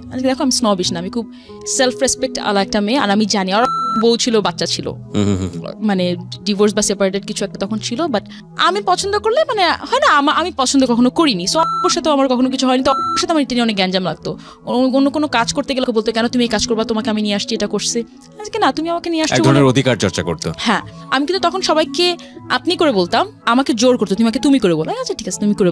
তখন বলতে বলতে সবাই যারা আপনি করে অভ্যস্ত তারা কিন্তু একবারে তুমি করে বলতে পারো। যাই হোক, ও ভাবতো কি কিছু একটা হবে, ওটা হয়নি, মাইন্ড করবে, বাট কিছু করার নাই, আমি সিক্রেট বলতে আসছি, সিক্রেট বলতেছি। সো লাক্সে নাম দিল, লাক্সে গেলাম, তোকে বলছিল যে তুমি লাক্সে আসলে আমার কাছ থেকে সবাই দূরে সরে যায়, মানে কি তার মানে তুমি আরো কোনগুলোর সাথে প্রেম করছো, সবাই তোমার সাথে দূরে চলে গেছে। আমি হাসতে হাসতে এরকম করে বলছিলাম। ইন দ্য মিন ওয়াইল আমার কিন্তু আমার বয়ফ্রেন্ডের সাথে আমার ব্রেকআপ হয়ে গেছে, বিকজ ও আমাকে ফোন করে করে আমি সুইসাইড করবো, করেন সুইসাইড করেন, সমস্যা নাই, করলে আমাকে বলেন যে সুইসাইড করছেন, করেন, আমাকে এরকম অনেক ভয়টায় দেখাতো। বাট আমার একটা খুব ভালো জিনিস আমি বলবো, আমি যেখান থেকে মুখ ফিরে আসছি আমি সেটা কখনো আমি একেবারে তাকাই না, কথা বলি, প্রত্যেকের সাথে কথা বলি। আমাদের খুব বড় জয়েন্ট ফ্যামিলি, অনেক বড়। কেউ আমার সাথে কথা বলতো না, যারা বিদেশে থাকতো তারা তো কথা বলতোই না। তো এখন সবার সাথে সেলফি দিই, সবাই বিদেশ থেকে আসে, আমিও বিদেশে যাই, সবার সাথে কথা বলি, বাট ওটা আগের মতো নাই, বিকজ আমার ভিতরে আমি জানি না কি ভাই আপনি আজকে কি মনে হচ্ছে, আমি আপনাকে সবই বলছি যে অপরাধ করেছি কিনা। আমার মনে হয় আমি কোনো অপরাধ করিনি এখন পর্যন্ত, যতক্ষণ আপনাকে স্টেপগুলো বললাম আমি, বিকজ আমার মনে হয়েছে ওই পরিস্থিতিতে আমি একটা ছেলেকে পছন্দ করতেই পারি, একটা সম্পর্ক হতেই পারে একটা মানুষের সাথে, তাই না? আমি যদি আজকে বলি, আমি যদি ওর সাথে সম্পর্ক করতাম যার বউ বাচ্চা আছে, সেটা অন্যায় আমি বলবো, কারণ আমি একটা ফ্যামিলি নষ্ট করে করছি। একটা ইয়াং ছেলে আমার থেকে 1 বছরের বড়, তার সাথে প্রেম করে আমি কোনো একেবারে সমাজকে নষ্ট করে দিইনি। তো ওখান থেকে এসে আমি কলেজে ভর্তি হলাম, বাই দ্য ওয়ে আমার রেজাল্ট দিল, A+ পেলাম, যেটা বললাম, ভর্তি হলাম মাইলস্টোন কলেজে ভর্তি হলাম। আরেক স্ট্রাগল শুরু হলো, এত টাকা কোত্থেকে আসবে, বিকজ মাইলস্টোন প্রিটি এক্সপেন্সিভ, কোথায় ভর্তি হব, কোথায় কি করব না করব, কলেজের হোস্টেলের ব্যাপার অনেক কিছু আছে, কোথায় থাকবো, চাচা ফুফুদের বাসাতে থাকা যাবে না। ও আচ্ছা, যখন আমি মিনওয়াইল আমার কিন্তু মডেলিংও চলছে, আচ্ছা টুকটাক করে আমি যখন রুমিং এর জন্য মাঝে মাঝে যেতাম, আমার ছোট চাচা হচ্ছে আর্মিতে ব্রিগেডিয়ার জেনারেল, সে চলে আসছে তখন স্টুডিওতে, আমাকে ওখান থেকে নিয়ে খুলনায় পাঠিয়ে দেবে। সে এক গেট দিয়ে ঢুকছে, আমি পেছনের গেট দিয়ে বের হয়ে গেছি, যে না আমি তো যাবো না। এই লোকগুলা যখন দেখছে খুবই ভালো একটা মানুষ, আর্মিতে আছে, সেন্সিবল একটা মানুষ, সে যখন দেখছে আমি ঢাকায় চলে আসছি, সে আমাকে রেস্কিউ করার জন্য ঢাকা থেকে নিয়ে যে আমাকে উদ্ধার করে খুলনায় পাঠিয়ে দেবে, বা সে যখন এটাও তো জানতো সে আমার পুরো ফ্যামিলি আমার সাথে মিসবিহেভ করতো, তখন তো সে কোনো কথা বলেনি। আমি এইটাই বোঝানোর চেষ্টা করছি, একটা মানুষকে, যেটা আমার হেডমিস্ট্রেসের বেলায় আমি বলছিলাম, যে একটা মানুষকে যখন কোন জায়গা থেকে উদ্ধার করা হবে সেটা না ইয়ে করে আপাত দৃষ্টিতে যেটা আমরা নোংরা মনে করি, খারাপ মনে করি, মডেলিং করলেই মেয়ে খারাপ হয়ে যাবে, ইনস্ট্যান্টলি ডিসিশন আপনি নিয়ে নিলেন। বাট ওখানে থেকে খুলনায় থেকে একটা মেয়ে আমি সুইসাইড করতে যাচ্ছি, আমার ফ্যামিলি আমার সাথে খারাপ বিহেভ করছে, ওইটার এগেইনস্টে আপনি কিছু বলেন। আপনি আমার বাবা মাকে বুঝাতে পারতেন, আপনি আমার ফ্যামিলিকে বুঝাতে পারতেন ওর সাথে ভালো বিহেভ করো, সেটা তো আপনি করেননি, ভালো হিসেবে করেননি, নাহলে আমার আজকে খুলনায় থাকার লাগতো, এতদিন হয়তো বা কোনো একটা ব্যাংকারকে বিয়ে করে বসে থাকতাম, 3টা বাচ্চা থাকতো। উইথ ডিউ রেসপেক্ট ফর ব্যাংকার, আমি কোনো ছোট করতে চাচ্ছি না, আমার জামাইও কিন্তু জবই করে, আমার জামাইও জব করে, আমি ব্যাংকার এই কারণে বলছি, আমি আপনাদের কমপ্লিমেন্ট দিচ্ছি, বিকজ তারা ভাবতো কি যে না আমার ফ্যামিলি, এখনো কিছু ফ্যামিলির মেম্বাররা মনে করে 9 to 5 যারা জব করে তারাই বেস্ট। আপনাদের এটার জন্য একটা কমপ্লিমেন্ট, বিকজ তারা ভাবে যে খুব বড় লোকের ছেলেরা খারাপ, বিজনেস যারা করে তারাও মোটামুটি ভালো না, বেশি বড় লোকদের কাছে তো বিয়ে দেওয়া যাবেই না, মেয়ে ধ্বংস হয়ে যাবে, কিন্তু যারা মোটামুটি ব্যাংকার একটা বিয়ে করে একটা বাড়ি করতে পারবে তারাই হচ্ছে মেয়ের জন্য সুপাত্র। সো ওরকম একটা সুপাত্র দেখে আমাকে বিয়ে দিয়ে দেওয়া হতো, আমি এটা বলতে চাচ্ছি। সোসাইটির পারসেপশন, সোসাইটির পারসেপশন সেটাই। আপনি এক দরজা থেকে বের হয়ে গেলেন, এক দরজা থেকে বের হয়ে গেলাম, তখন কলেজেও পড়ি, এদিকে কিন্তু কলেজে পড়ি, তখন সে কি হবে না হবে তাও কিন্তু ভাবে নেই, যে কলেজ থেকে নিয়ে আসা লাগবে, এদিকে স্ট্রাগল চলছে। আমার আমার মনে আছে আমার আম্মা কিছু তার পুরানো গয়না বিক্রি করে দিল, বিকজ কলেজে অ্যাট এ টাইম ভর্তি হতে একটু টাকা বেশি দেওয়া লাগে একসাথে, তখন আমি চিন্তা করলাম, আমার খুব সেদিন খুব খারাপ লেগেছে, আমার আম্মা আমার জন্য গয়না বিক্রি করে দিল, বিকজ আমার আব্বা তো কোনো টাকা দেবে না। মডেলিং টুকটাক করে স্টার্ট করা শুরু করলাম, কিন্তু তখন টাকা পাওয়া তো দূরে থাক, আপনার যে যাতায়াত খরচটাও আপনার। কোনো প্রথম মডেলিং এ করলে কোনো টাকাই নাই। কোথায় আসলো প্রথম ছবিটা, কোথায় আসলো বা কোথায় কাজ করলেন? ওখানে ম্যাক্সিমাম কাজ আমাকে বই দিত, কিন্তু থাকে না মানে কোন প্রোডাক্টের মডেলিং করা। হ্যাঁ, এবি ফ্যাশন, বাবুল ভাই হচ্ছে এবি ফ্যাশনের উদ্যোক্তা। বাবুল ভাইয়ের সাথে আমার এখনো পরিচয় আছে, আমি এখনো বলি বাবুল ভাই এবি ফ্যাশন দিয়ে কিন্তু আমার কাজ শুরু। আমি কক্সবাজার একবার কাজ করতে গেছি, আমার খুব খুশি ছিল, আমি আমার আম্মুকে নিয়ে গিয়েছিলাম। নর্মালি আমার আম্মাকে আমি নিয়ে যেতাম না কোনো খুব একটা জায়গায়, কিন্তু কক্সবাজার যেহেতু ঢাকার বাইরে যাবো, আম্মুকে চিন্তা করলাম আম্মু তুমি চলো আমার সাথে, বিকজ আম্মুকে নিয়ে আমার ভয় লাগতো সত্যি কথা তখন ওই টাইমটাতে। প্রিয় শ্রোতা, যে নামটা আমরা এখানে মেনশন করেছি, he is a very renowned photographer. এই নামটা এখানে আমরা মিউট শব্দ ব্যবহার করছি, but as a fact of Pia's life. Okay, right. So মাইলস্টোনে যখন পড়তাম, মাইলস্টোনে আরেকটা সমস্যা হতো। মাইলস্টোনে আমাদের নূর নবী স্যার ছিল আমাদের প্রিন্সিপাল, খুবই কড়া, এবং প্রত্যেকটা টিচার খুব কড়া ছিল। সে একদিন না আসলে আমি যে কিরকম টাইম পার করেছি আমি আপনাকে বোঝাতে পারবো না। আমার থেকে ব্যাড টাইমে গিয়েছে আমার মা, আমার আম্মাকে ডাক দিত। একদিন না আসলে আমার আম্মা অল দা ওয়ে খুলনা থেকে ঢাকা আসতো দেখা করতে। তখন তো বাসেই আসতো, এত তো টাকা ছিল না যে ফ্লাই করে আসতো। আমার ছোট ভাই ছিল, ভাইকে মাঝে মাঝে রেখে আসা লাগতো, খুব ঝামেলা হতো। একদিন আসলে, আর আমার যেহেতু খুলনা থেকে জাস্ট ঢাকায় আসছি, পলিউশন অ্যান্ড অল, আমি একটু কিছুদিন হলে সিক হয়ে যেতাম, এত লো প্রেশার ছিল, আমি কয়েকবার আমি সেন্সলেস হয়ে গেছি এরকম। তো তখন আমার প্রথমে আমি ভর্তি হই হচ্ছে আর বনানীতে একটা হোস্টেলে। দেখলাম কি বনানী থেকে উত্তরা যেতে খুব কষ্ট হয়ে যেত, তখন উত্তরাতে একটা হোস্টেলে ভর্তি হই, এবং ওই হোস্টেলে কোনো একটা মাদ্রাসার একটা হোস্টেল টাইপের ছিল। যেই দিন ভর্তি হই পরের দিনই আমি ফতুয়া প্যান্ট আর একটা ওড়না পরে আমি বের হয়েছি।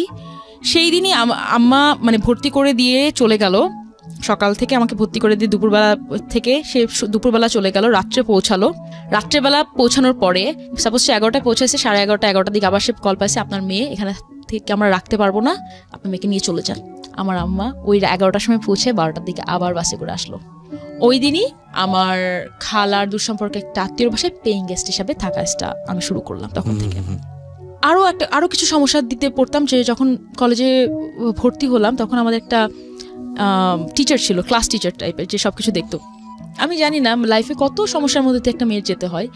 সেই মহিলা কোনো একটা কারণে আমাকে জেলাস করতো বা কিছু একটা করতো, কিছু হলে আমার সাথে উল্টাপাল্টা বিহেভ করতো, এবং সে আমাকে এরকমও বলতো যে তুমি কিন্তু আমার সাথে এরকম করলে, তুমি যেহেতু তোমার এত তেজ, মানে আমার রাগে ফুলতাম, কথা তো বলতে পারতাম না, ওনার সাথে তো আর কথা ঝগড়া করতে পারবো না, আমি তো জানি টিসি দিয়ে বের করে দেবে স্কুল থেকে, কলেজ থেকে।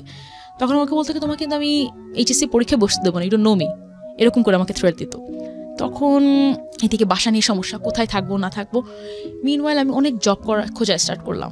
যাই হোক, আমার আব্বার কিছু কাজে আসছে, অ্যাবোট ফটোশপের একটা কাজ করা শুরু করলাম একটা জার্মান কোম্পানিতে। ওদের গার্মেন্টস ছিল, গার্মেন্টসের ওদের ছবিগুলো কাপড়ের ছবিগুলো তুলতো, ওগুলো আমার ক্রপ করে সুন্দর করে নিয়ে একটু কালার কারেকশন করে রাখা লাগতো। এরকম একটা পার্ট টাইম একটা জব করলাম। পর দেখলাম দ্যাটস নট সাফিসিয়েন্ট, 4 না 5 হাজার টাকা দিত, যেটে এসে সম্ভব হতো না। তারপরে চিন্তা করলাম ব্রিটিশ আমেরিকান টোব্যাকোর জন্য একটা কাজ করবো ব্র্যান্ড অ্যাডমায়ার হিসাবে। বিভিন্ন রেস্টুরেন্টে যে আমার যারা সিগারেট খায় তাদের সাথে কথা বলা লাগবে, তাদের ইন্টারেস্ট কি না কি। তখন আমাকে প্রথম আইপ্যাড একটা দিল হাতে, তখন আইপ্যাড সেরকম আসেনি। তখন আইপ্যাড এই যে মানে ব্যাটের মতো বড় বড় কোম্পানিরা নিয়ে আসছে, যে আপনি এগুলোতে টিক দিয়ে মানে খুবই স্যুট টুট পরে যাবেন। আমার মনে আছে আমাকে 15,000 টাকা করে দিত তখন। তো আমি আম্মুকে বললাম, আম্মু এখন আমার আর পড়তে সমস্যা হবে না, আমি বা পেইং গেস্ট। আপনি ব্রিটিশ আমেরিকান টোব্যাকোতে সেই সময়তে জব করছেন। তো এই জবটা কিভাবে পেয়েছি এটাও বলি। তো আমি যখন টুকটাক মডেলিং করা স্টার্ট করেছি, তখন আরেকটা মডেল তখন ওর সাথে সে পড়তো, একটা ভাইয়া ছিল খুবই ভালো একটা ফ্যামিলি থেকে। তো ও আমাকে বললো, আমাকে না, ও বেশ কিছু মডেলদেরকে অ্যাপ্রোচ করলো যে এরকম ব্রিটিশ আমেরিকান টোব্যাকো ভালো একটা করছে, সপ্তাহে 3 দিন ওরা তোমাকে বাসা থেকে গাড়ি দিয়ে নিয়ে যাবে, গাড়ি দিয়ে নিয়ে আসবে, কিন্তু এরকম করে তোমার কাজ করা লাগবে।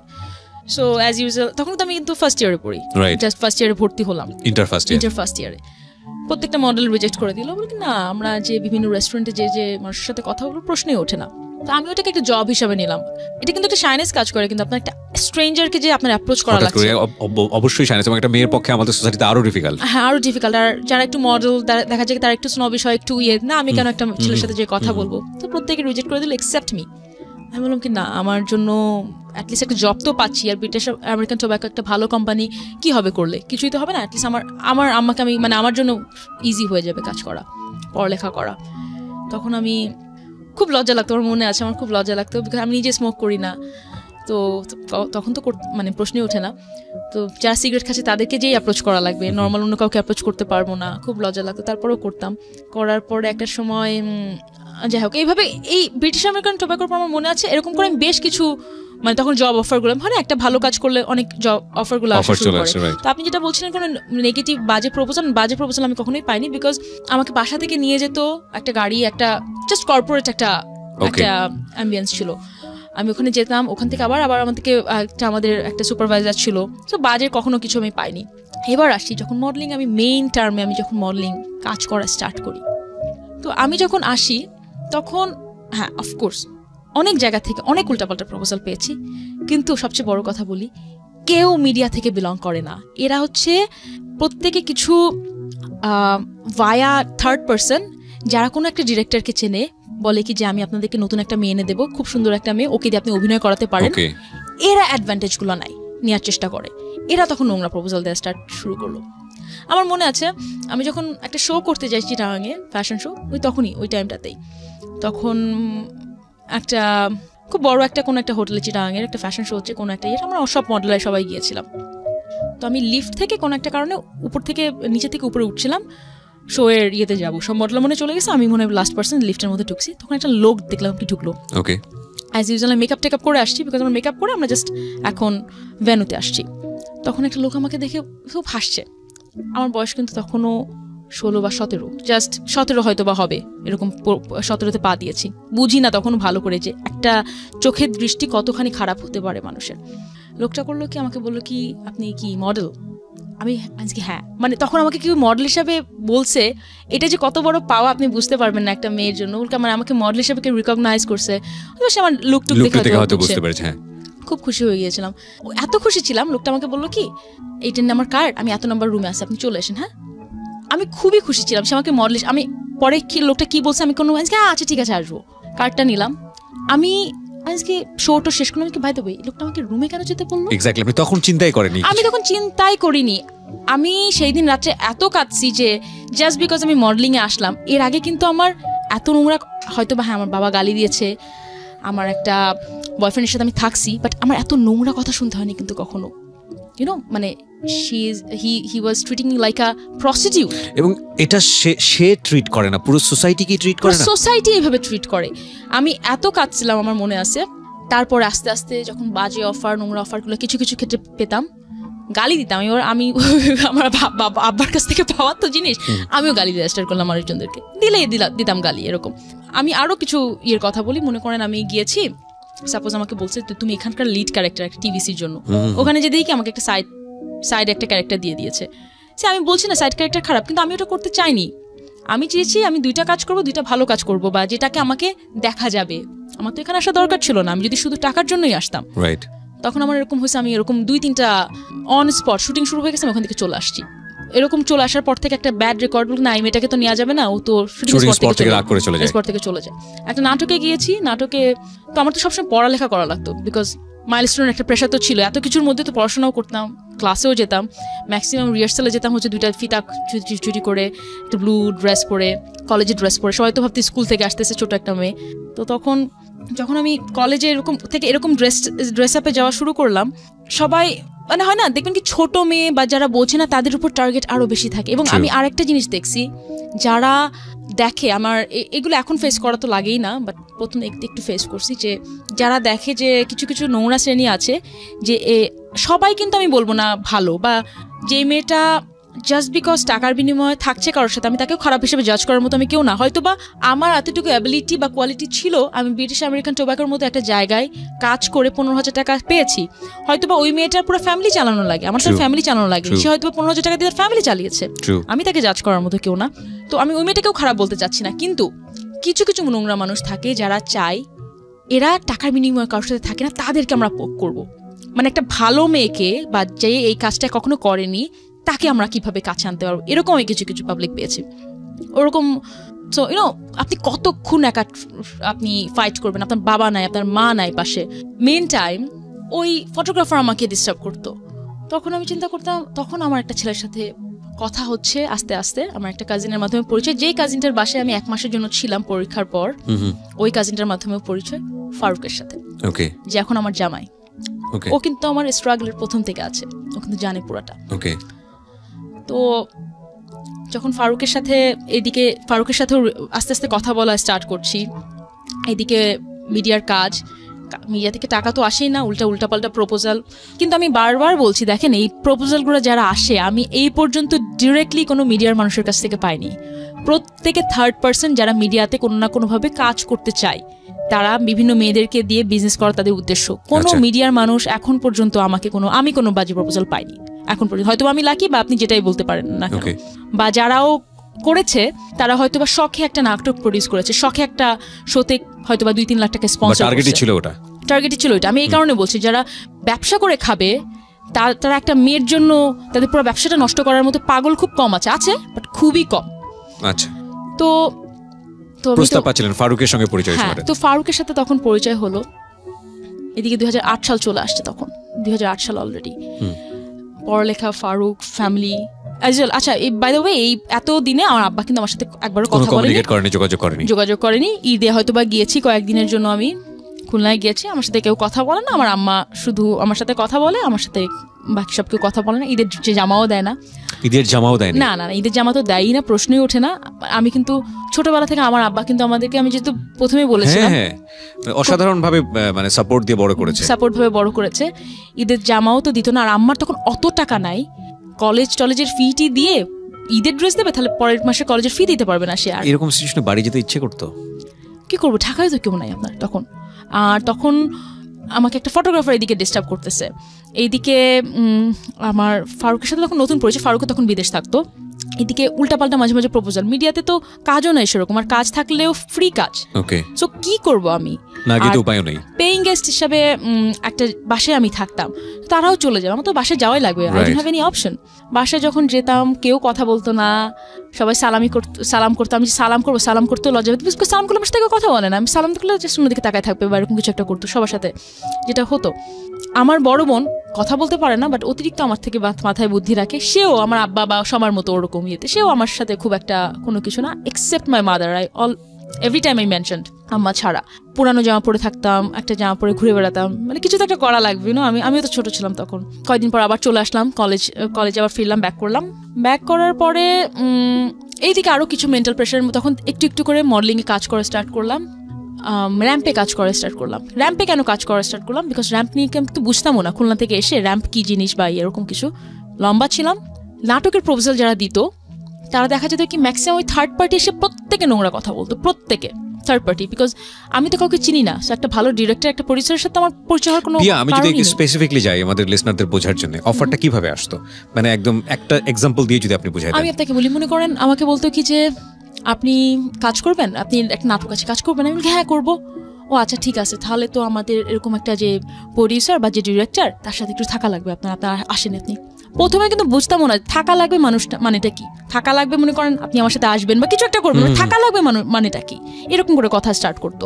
পরের দিকে আমি বলতাম, পরের দিকে ঘাটতারা হয়ে গেল, কি থাকা লাগবে মানে কি বলেন, আপনি এক্সপ্লেন করেন, আপনার মুখ থেকে আমি শুনতে চাই, কি বলবেন। তখন গালিটা দিতাম। মানে মাঝে মাঝে হতো কি, যারা একটু স্মার্ট তারা বলতো যে না থাকা লাগবে মানে, তো না, থাকা লাগবে মানে আপনি আসবেন, কথা বলবেন। যখন এসকেপ করতে আর কি, যখন আপনি রেগে যাচ্ছেন। এই লোকটার সঙ্গে কি আদৌ প্রোডিউসারের কোনো যোগাযোগ আছে, নাকি উনি আসলে জাস্ট একটা মানে গল্প ফেলেছে? না, যোগাযোগ আছে। কিরকম যোগাযোগ আমি আপনাকে বলি। মনে করেন আজকে আপনার শোতে আপনি খুবই ফেমাস একটা মানুষ, আপনার এখানে ফেসবুকে ফলোয়ার অনেক, একটা লোক হয়তো বা এসে বলল একটা মেয়েকে, আপনাকে একটা চেনে, কোনো না কোনো ভাবে আপনাকে একটা লোক চেনে, আপনার বাসার পাশে থাকে, আপনিও তাকে চেনেন। আপনাকে এসে বললো, ভাই আমি তো একটা মেয়ে আরজে পাইছি, একটা মেয়ে ভালো কথা বলতে পারে, আরজে মনে ভালো হতে পারবে। আপনি কিন্তু অবশ্যই তাকে বলবেন যে আচ্ছা ঠিক আছে, আমার অফিসে নিয়ে আসো, দেখি যদি ভালো হয় তাহলে আমি হয়তো একটা জব দিতে পারি প্রথম।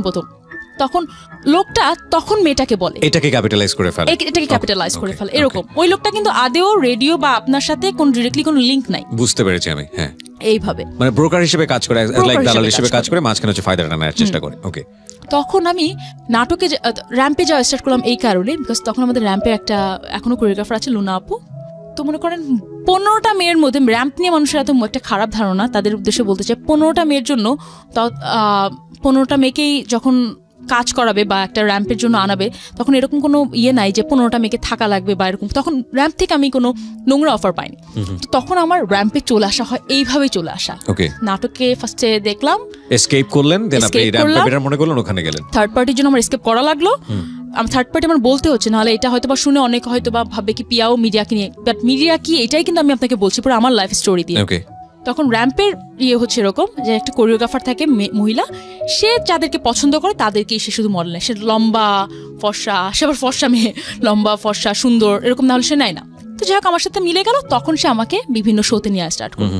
এগেইন শোতে যখন স্টার্ট করলো, সো আমি খুব স্বাভাবিক, আমি লম্বা যেহেতু আমি অ্যাটেনশন এমনিতেই পেয়েছি ছোটবেলা থেকে। মনে করেন 5টা আমি হেঁটে যাচ্ছে, সাপোজ আমার বয়ফ্রেন্ডের মতো, আগের বয়ফ্রেন্ডের মতো কাহিনী, 3 জন বসে আছি, আমাকেই চোখে পড়েছে। লম্বা বলে হয়তো এটা একটু চোখে পড়ার মতো ছিল সবসময়। তো আমি যখন আসলাম তখন দেখলাম কি এখানে আমাকে ম্যাক্সিমাম মডেলরা দেখতে পারে না। কেন দেখতে পারে না? জেলাস ফিল করে। ইয়েস, লম্বা একটা মেয়ে, খুব লম্বা, আমি সবচেয়ে টল।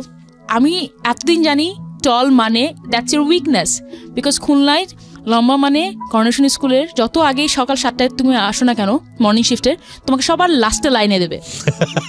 আমি যে কি কষ্টটা পেতাম আমি জানি টল মানে উইকনেস, টল মানে যে স্ট্রংগেস্ট পয়েন্ট হতে পারে, এটা আমার ধারণাতেই ছিল না। আমি চিন্তা করতাম এই মেয়েগুলো আমাকে দেখতে পারে না কেন। আর আমি সুন্দর করে কথা বলতাম, কিন্তু আমার ড্রেস আপ ওদের মতো অত ভালো ছিল না। স্বাভাবিকভাবে টাকাও নাই কেনার, খুলনা থেকে আসছি বুঝিও না কি করা লাগবে। তখন করতো কি, এই মেয়েগুলোকে কিছু কিছু সিনিয়র মডেল ছিল, কিছু আমার সাথে বাজে বিহেভ করতো, প্লাস ওরা প্রায়োরিটি পেতো। মানে ওই কোরিওগ্রাফারই করতো কি, একে শো স্টপার, একে এরকম করতে দিত। তো আমার খুব খারাপ লাগতো, ভাই আমি তো লম্বা। পরে বুঝলাম যে লম্বা মানে হচ্ছে তোমার আমার একটা স্ট্রং পয়েন্ট, প্লাস পয়েন্ট আমার, কিন্তু আমাকে আগে দেবে না, আমাকে সবসময় মাঝখানে টাচখানে দেবে, যেটাতে অ্যাটেনশন যেন না পাই। আচ্ছা, মানে কাছের মডেলদের সে আগে প্রায়োরিটি দিত। বাট এগুলোতে আমি খুব আপসেট হয়ে যেতাম যে কেন, মানে আমার কোন একটা প্লাস পয়েন্ট আছে, কেন আপনি আমাকে দিচ্ছেন না, কেন আপনি একটা শর্ট গার্লকে দিচ্ছেন। আমার এগুলো নিয়ে খুব সবসময় ছিল তখন থেকে। তো আপনি দেখেন কত জায়গা থেকে আমি জাস্ট বাধা। আমার এসএসসি পরীক্ষায় বাধা, আমি যখন কলেজে আসি টাকা নাই, কলেজে আসার পরে আমার টিচার সে আমাকে থ্রেট দেয় সারাক্ষণ, আমার কিছু আমার আম্মাকে নিয়ে আসে, যেখানে থাকবো থাকার জায়গা ঠিক নাই, মডেলিং করব, মডেলিং থেকে আমার চাচা আমাকে ধরে নিয়ে যাবে, যার মাধ্যমে করব সে বাজে প্রপোজাল দিচ্ছে। মানে আমার প্রত্যেকটা স্টেপে থার্ড পার্টির সমস্যা, মানে একটা জায়গা আমার স্মুথ ছিল না, ট্রাস্ট মি, একটা জায়গায় স্মুথ ছিল না। আমি বললাম কি এ কি, প্রত্যেকটা জায়গায় সমস্যা। তখন আমার মনে হলো আমি কি খুলনায় ঠিক ছিলাম, আমার অনেকবার মনে হচ্ছে। ফাইন, একটা কথা আছে, নেভার এভার গিভ আপ করা কোনো লাইফ না। একটা মানুষ যখন গিভ আপ করে না, সৃষ্টিকর্তা তার দিকে হাত বাড়িয়ে দেন। আমরা শুধু বিভিন্ন পরীক্ষার মধ্য দিয়ে যেতে থাকি এবং নিজেকে হালের মধ্যে ধরে রাখাটাই হচ্ছে জীবন। আজকের এই সিক্রেটস থেকে অসম্ভব ভালো কিছু পাচ্ছে বাংলাদেশ, পুরো দেশ আমি বলবো। এবং যেই পিয়াকে আপনারা দেখছেন, মডেলেরদের প্রতি আপনাদের যে, আমি বলছি সবাই না, আমাদের সোসাইটি সমস্যা ফেস করলেন যে আপনাকে প্রিভিলেজ দেওয়া হচ্ছে কম। তারপর আচ্ছা, প্রিভিলেজ দেওয়া হচ্ছে কম, এটারই মধ্যে মানে আমি সব একই টাইমের কথা বলছি, 2008 সালের কথা বলছি। তার মধ্যে মিস বাংলাদেশে নাম দিই, আমাদের একটা ফটোগ্রাফি আমার নাম দিয়ে দেয়, দেওয়ার পরে বাই দ্য ওয়ে আমি মিস বাংলাদেশ, তখন মিস বাংলাদেশ হই, আমরা তখন সারা বাংলাদেশের মানুষ জানতে পারি। তখন একেবারেই অসম্ভব একটা জিনিস আমার কাছে মনে হয়েছিল যে আপনি বুঝছেন এত স্ট্রাগলের পরে যে মিস বাংলাদেশ কিভাবে হলাম, এবং এই মিস বাংলাদেশের মধ্যেও সমস্যা আছে। আমি যখন আসি, হয় না আপনি লাস্টের এপিসোডে এসে না আপনি গেস করতে পারবেন প্রত্যেকটা ইয়েতে কে ফার্স্ট সেকেন্ড থার্ডের মধ্যে থাকতে পারে। আমি আরো কতগুলো কন্টেস্টে গিয়েছি, তো ওখান থেকে বোঝা যায়, মানুষ ধরে ফেলে। তো মিস বাংলাদেশে যখন লাস্টে এসে বোঝা যায় কে হতে পারে, ফার্স্ট সেকেন্ড থার্ডের মধ্যে কে থাকতে পারে। তো আমাদের একটা কন্টেস্টেন্ট ছিল, পার্টিসিপেন্ট ছিল, সে আমার থেকে ছোট ছিল, সে মেয়েটার পাশে আরো কম ছিল, তখন মনে হয় 13-14 হবে, বাট একটু লম্বা চওড়া ছিল বলে ওকে একটু মনে হতো বড়। তখন মেয়েটাকে খুব নাম করা একটা ফুটবলারের মেয়ে, তার মা তো তাকে মানাবেই, মিস বাংলাদেশ তাকে মানাই ছাড়বে। কিছু হলে আমার মনে আছে, আমি এতটুকু বাড়িয়ে বলছি না, আমাদের যখন মেকআপ রুম ছিল, মেকআপ রুমে এসে মহিলা আমার সাথে ঝগড়া করা স্টার্ট করলো, মানে যা তা কথা, এই তুমি বলে এটা করছো, তুমি বলে এটা করছো, তোমার মেকআপ এটা ছিল, এরকম কেন করছো, তোমার তো এরকম করার কথা না। আমার মনে আছে যে মেকআপের যে আন্টিটা ছিল, আরশি পার্লারের একটা আন্টি ছিল, আন্টি আমার বলে কি যে তুমি একেবারে কান মানা, আমার চোখ থেকে আবার পানি পড়ছিল, তুমি কান মানা, মানে উনি না তখন একটু পরে যে আমার কোয়েশ্চেন অ্যান্সার রাউন্ড, জাস্ট আমাকে মেন্টালি ডাউন করার চেষ্টা করছিল যে ও যেন না পারে এভাবে করতে। আমাকে বুঝাচ্ছে তুমি একেবারে এরকম করো না, উনি কিন্তু তোমাকে এরকমের জন্য চেষ্টা করছে। বলকে যে আমরা তো জানি কে হবে, আর তুমি তো হচ্ছই না, তুমি আবার এত সাজগোজ করে কি হবে, মানে সারাক্ষণ কথা বলে যাচ্ছে এরকম উল্টাপাল্টা কথা। তো যাই হোক না কেন এরকম কিছু এখানেও এরকম ঝামেলা ছিল, বললাম কি এই ঝামেলাটা ছিল। যখন আমি মিস বাংলাদেশ হই, আমার তো ধারণাতেই নাই, বিকজ আমি ভেবেই নিছি উনি আমাকে যেহেতু বলে ফেলছে যে আমি হব না, অন্য কোনো কেউ হবে। আমি তখন স্টেজে আমি কি খুশি হব, আমি যেহেতু আমি খুব স্বাধীন চেতা আবার খুব বেশি কথা বলি, আমি তখন বললাম যে আমাকে একজন বলেছিল যে আমি হয় না মিস বাংলাদেশ হওয়ার পরে তুমি কিছু বলো, তোমার অনুভূতি ব্যক্ত করো। তখন আমি বলেছিলাম যে আমাকে একটু আগে একজন বলেছে আমি হতে পারবো না, তার উদ্দেশ্যে বলতে চাই যে আমি মিস বাংলাদেশ নাও। সো আমার প্রথম কথাটা এরকম ছিল। এই সাকসেসের আমার মনে হয় প্রথম সাকসেস আমি এটা দিয়ে পাওয়া স্টার্ট করি, তারপর আমি বিভিন্ন র্যাম্পে যাই। চিন্তা করেন আমি মিস বাংলাদেশ হয়ে গিয়েছি, তারপরেও আমার এত প্রবলেম, আমাকে উল্টাপাল্টা কথা বা আমাকে কোরিওগ্রাফার লাইমলাইটে আনবে না, মডেলরা উল্টাপাল্টা বিহেভ করছে, তারপরেও এত সমস্যা আছে। মিস বাংলাদেশের সাকসেস না, সাকসেসের জাস্ট ট্রাভেলের শুরু, মেন ট্রাভেলের শুরু। এতদিন ট্রাভেল দেখেছি ঘরের মধ্যে, আমার বাবা আমার ফ্যামিলির মধ্যে, বাইরের জগৎ যে কত খারাপ হতে পারে এটা আসলে ধারণা করার মতো ছিল না।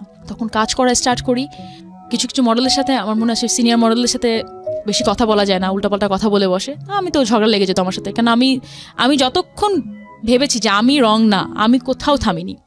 আমাকে যখন মনে হয়েছে যে আমার এই জায়গাটা করা উচিত হবে না, আমি নিজে সরে আসছি। আমার মনে আছে যখন আমি আরেকটু আমার পাস্টে যাই, যখন আমি এসএসসি পরীক্ষা ক্লাস 9-10 পড়ি, আমার একটা কাজিন ছিল, সে বাসা থেকে পালায় যায় একটা ছেলের সাথে, আমার সাথেই পড়তো কিন্তু বাসা থেকে পালায় যায় একটা ছেলের সাথে। তখন আমাকে আমার বয়ফ্রেন্ডটা বলে চল আমরাও পালাই যাই, আমার কাছে 1 লাখ টাকা আছে। আমি বললাম কি আমরা 1 লাখ টাকা নিয়ে কদিন থাকবো, তারপরে কি করবো? বলে তারপরটা পরে দেখা যাবে। বলে কি না পরেরটা কি হবে, তাহলে আপনার কলেজ কি হবে, আমার কলেজ কি হবে? বলে কি না ওটা হয়ে যাবে।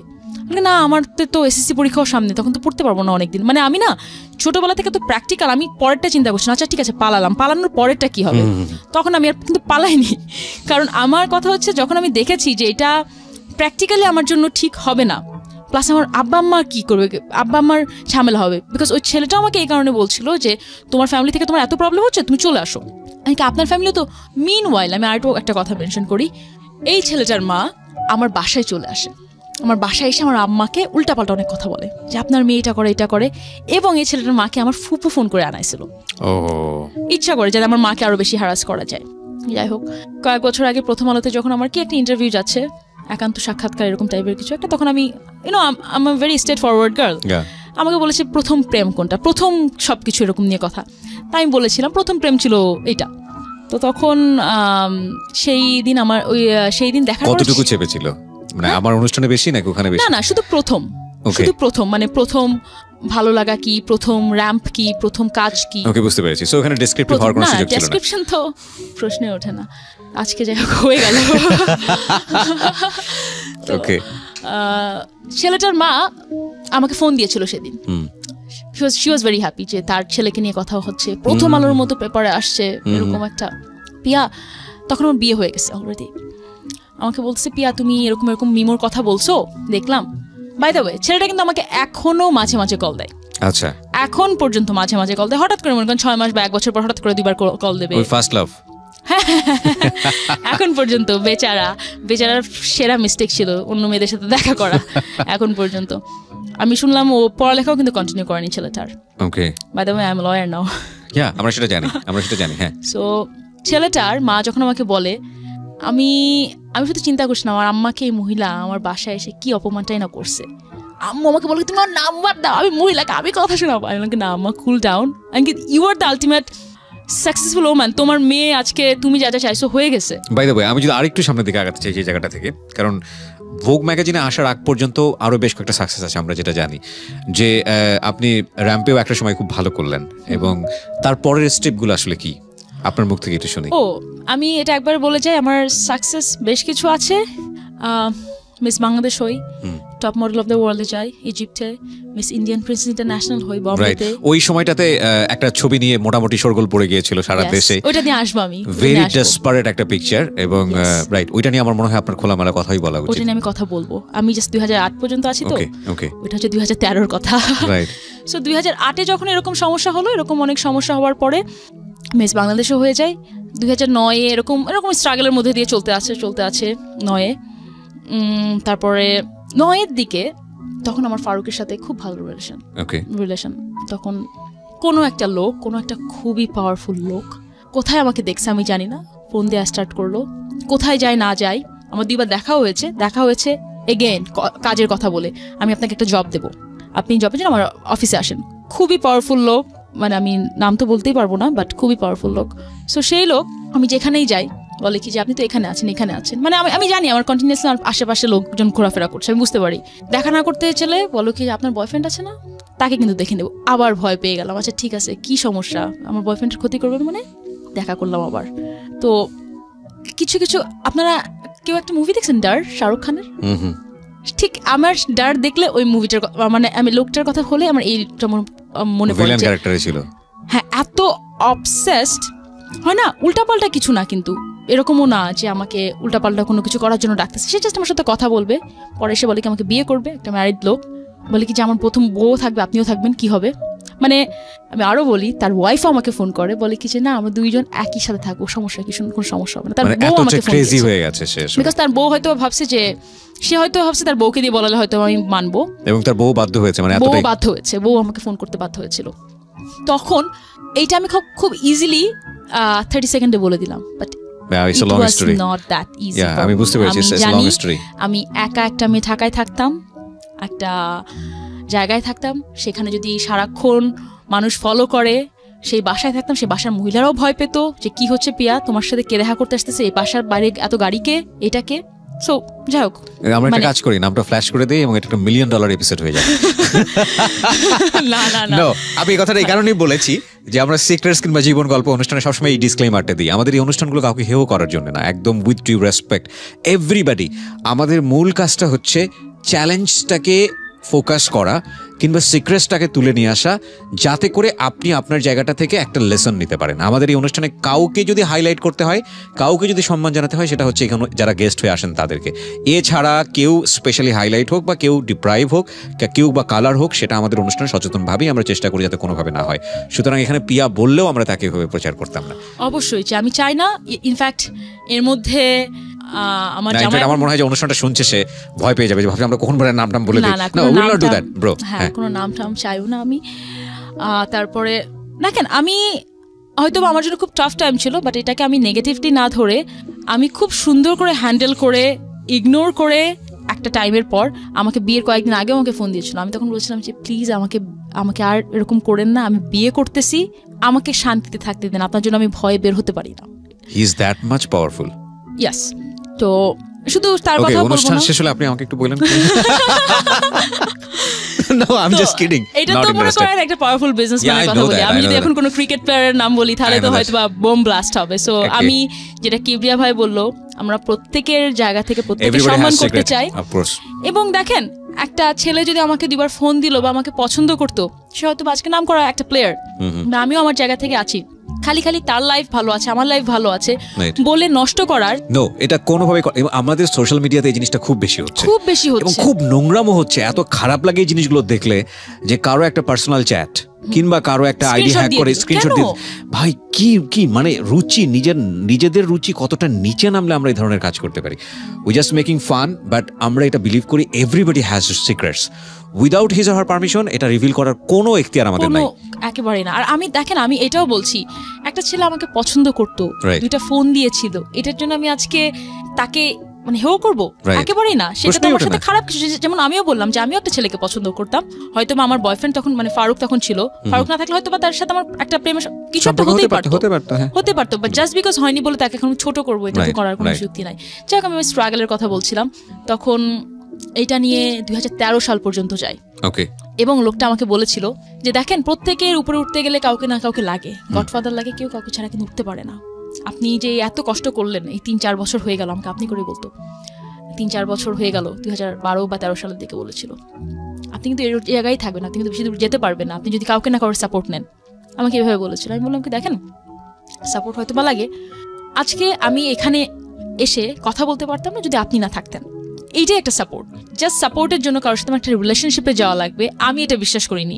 হ্যাঁ, আমার কিছু সময় মনে হয়েছিল কিবরিয়া ভাই, আপনি যখন অনুষ্ঠানের শুরুতেই বললেন যে কেউ কারোর স্ট্রাগল শুনতে চায় না, সবাই কিন্তু দেখতে চায় কতখানি সাকসেসফুল। এক্স্যাক্টলি।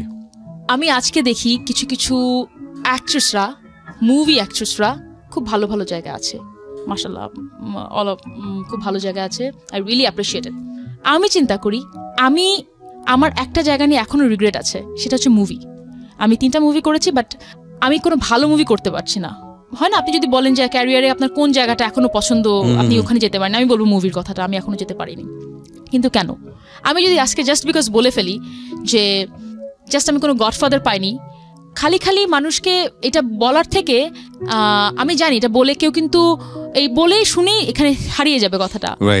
মানুষ আমার সাকসেসের স্টোরি শুনতে চাই, যে আজকে সাকসেসফুল বলে আজকে স্টোরিটা শুনতে চাই, কি স্ট্রাগল দিয়ে আসছি বা কে কি করেছে এটা কেউ একেবারে জানতে চায়। মানে স্ট্রাগল স্টোরি সবার লাইফে আছে, কিন্তু স্ট্রাগল স্টোরি মার্কেটে তখন পর্যন্ত ভায়াবল না যতক্ষণ পর্যন্ত ওই মানুষটা সাকসেসে লাগে না। হ্যাঁ, না, সো সাকসেসফুল হলেই কেবলমাত্র মানুষ এটা শুনতে চায়, নইলে ওই স্ট্রাগল সবার লাইফেই কম। ওকে, ফারুকের সাথে কিন্তু আমার রিলেশনশিপ আছে তখনও। ফারুকের সাথে ফারুক ভাই ব্যাপারটা কি জানতো? হ্যাঁ, of course. So how do he manage? ও নিজেই একটা টাইমে ভয় পেয়েছিল, নিজে একটা টাইমে বললো যে তুমি এরকম একটা, আচ্ছা তাহলে আমি ভাগি, তুমি থাকো, আমি চলে যাই। না ওরকম না। ও আমাকে বললো কি, বিকজ দেখেন আমরা তো খুব প্র্যাকটিক্যাল, আমার হাজব্যান্ড ওয়াইফ দুইজনই খুব প্র্যাকটিক্যাল। ও বললো কি তুমি খুব সাহসী আমরা জানি, বাট তুমি কতখানি ট্যাকল দিতে পারবা? এই লোকটাকে তুমি অনেক কিছু করে আসছো, তুমি মিমোকে মেরে আসছো, আর এই লোকের সাথে ঝগড়া করবা, that's not the same thing. আমি বললাম না, আমার ট্রাবল শুরুই হয়েছে যখন Hollywood movie. Actually it's a Hollywood movie, যেটা হয় প্রথম একটা ছোট মারে, তারপরে ভয়াবহটা লাস্টে দেখায় শেষ হয়। আমরা ভয়াবহতা জায়গায় চলে আসছি এখন। ওকে, আসলেই। তারপরে বাই দ্য ওয়ে আমাকে তখন বলছিল যে গডফাদার ছাড়া চলতে পারবা না, এটা অনেক কিছু বলার পর বলে কি যে আপনার সাথে আমার আজ হোক কাল হোক দেখা হবে, তখন দেখবো আপনি কোথায় আছেন। আমি জানি তার সাথে আমার দেখা হয়নি, কথা হয়নি, আর সে দেখছে আমি কোথায় আছি। সো সে কখনোই ভাবেনি আমি পড়াশোনা কমপ্লিট করতে পারবো, আমি লয়ার হতে পারবো, আমি মিডিয়াতে এত সাকসেসফুল হতে পারবো। আমি আরো কথা একটা বলি, সেই লোক যখন বিভিন্নভাবে আমাকে পোক করা স্টার্ট করলো, কোনো একটা লোককে, একটা মিডিয়ার একটা লোককে, মিডিয়া তো সবাই তো আর ভালো না, আমি আপনাকে ম্যাক্সিমামের কথা বলেছি যে ম্যাক্সিমামই গুড পিপল, বিকজ কেউ একটা জাস্ট মেয়ের জন্য তার পুরো বিজনেসটা নষ্ট করবে। ইনফ্যাক্ট সেটা সব জায়গার সিনারিও, সব জায়গার সিনারিও।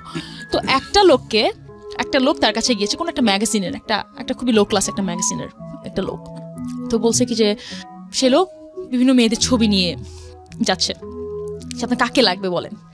ওই লোকটার কাছে সামহাও ওখানে আমার ছবি পেয়েছে, তো বলে কি যে একে আনতে পারবেন? হ্যাঁ, কোনো ব্যাপারই না।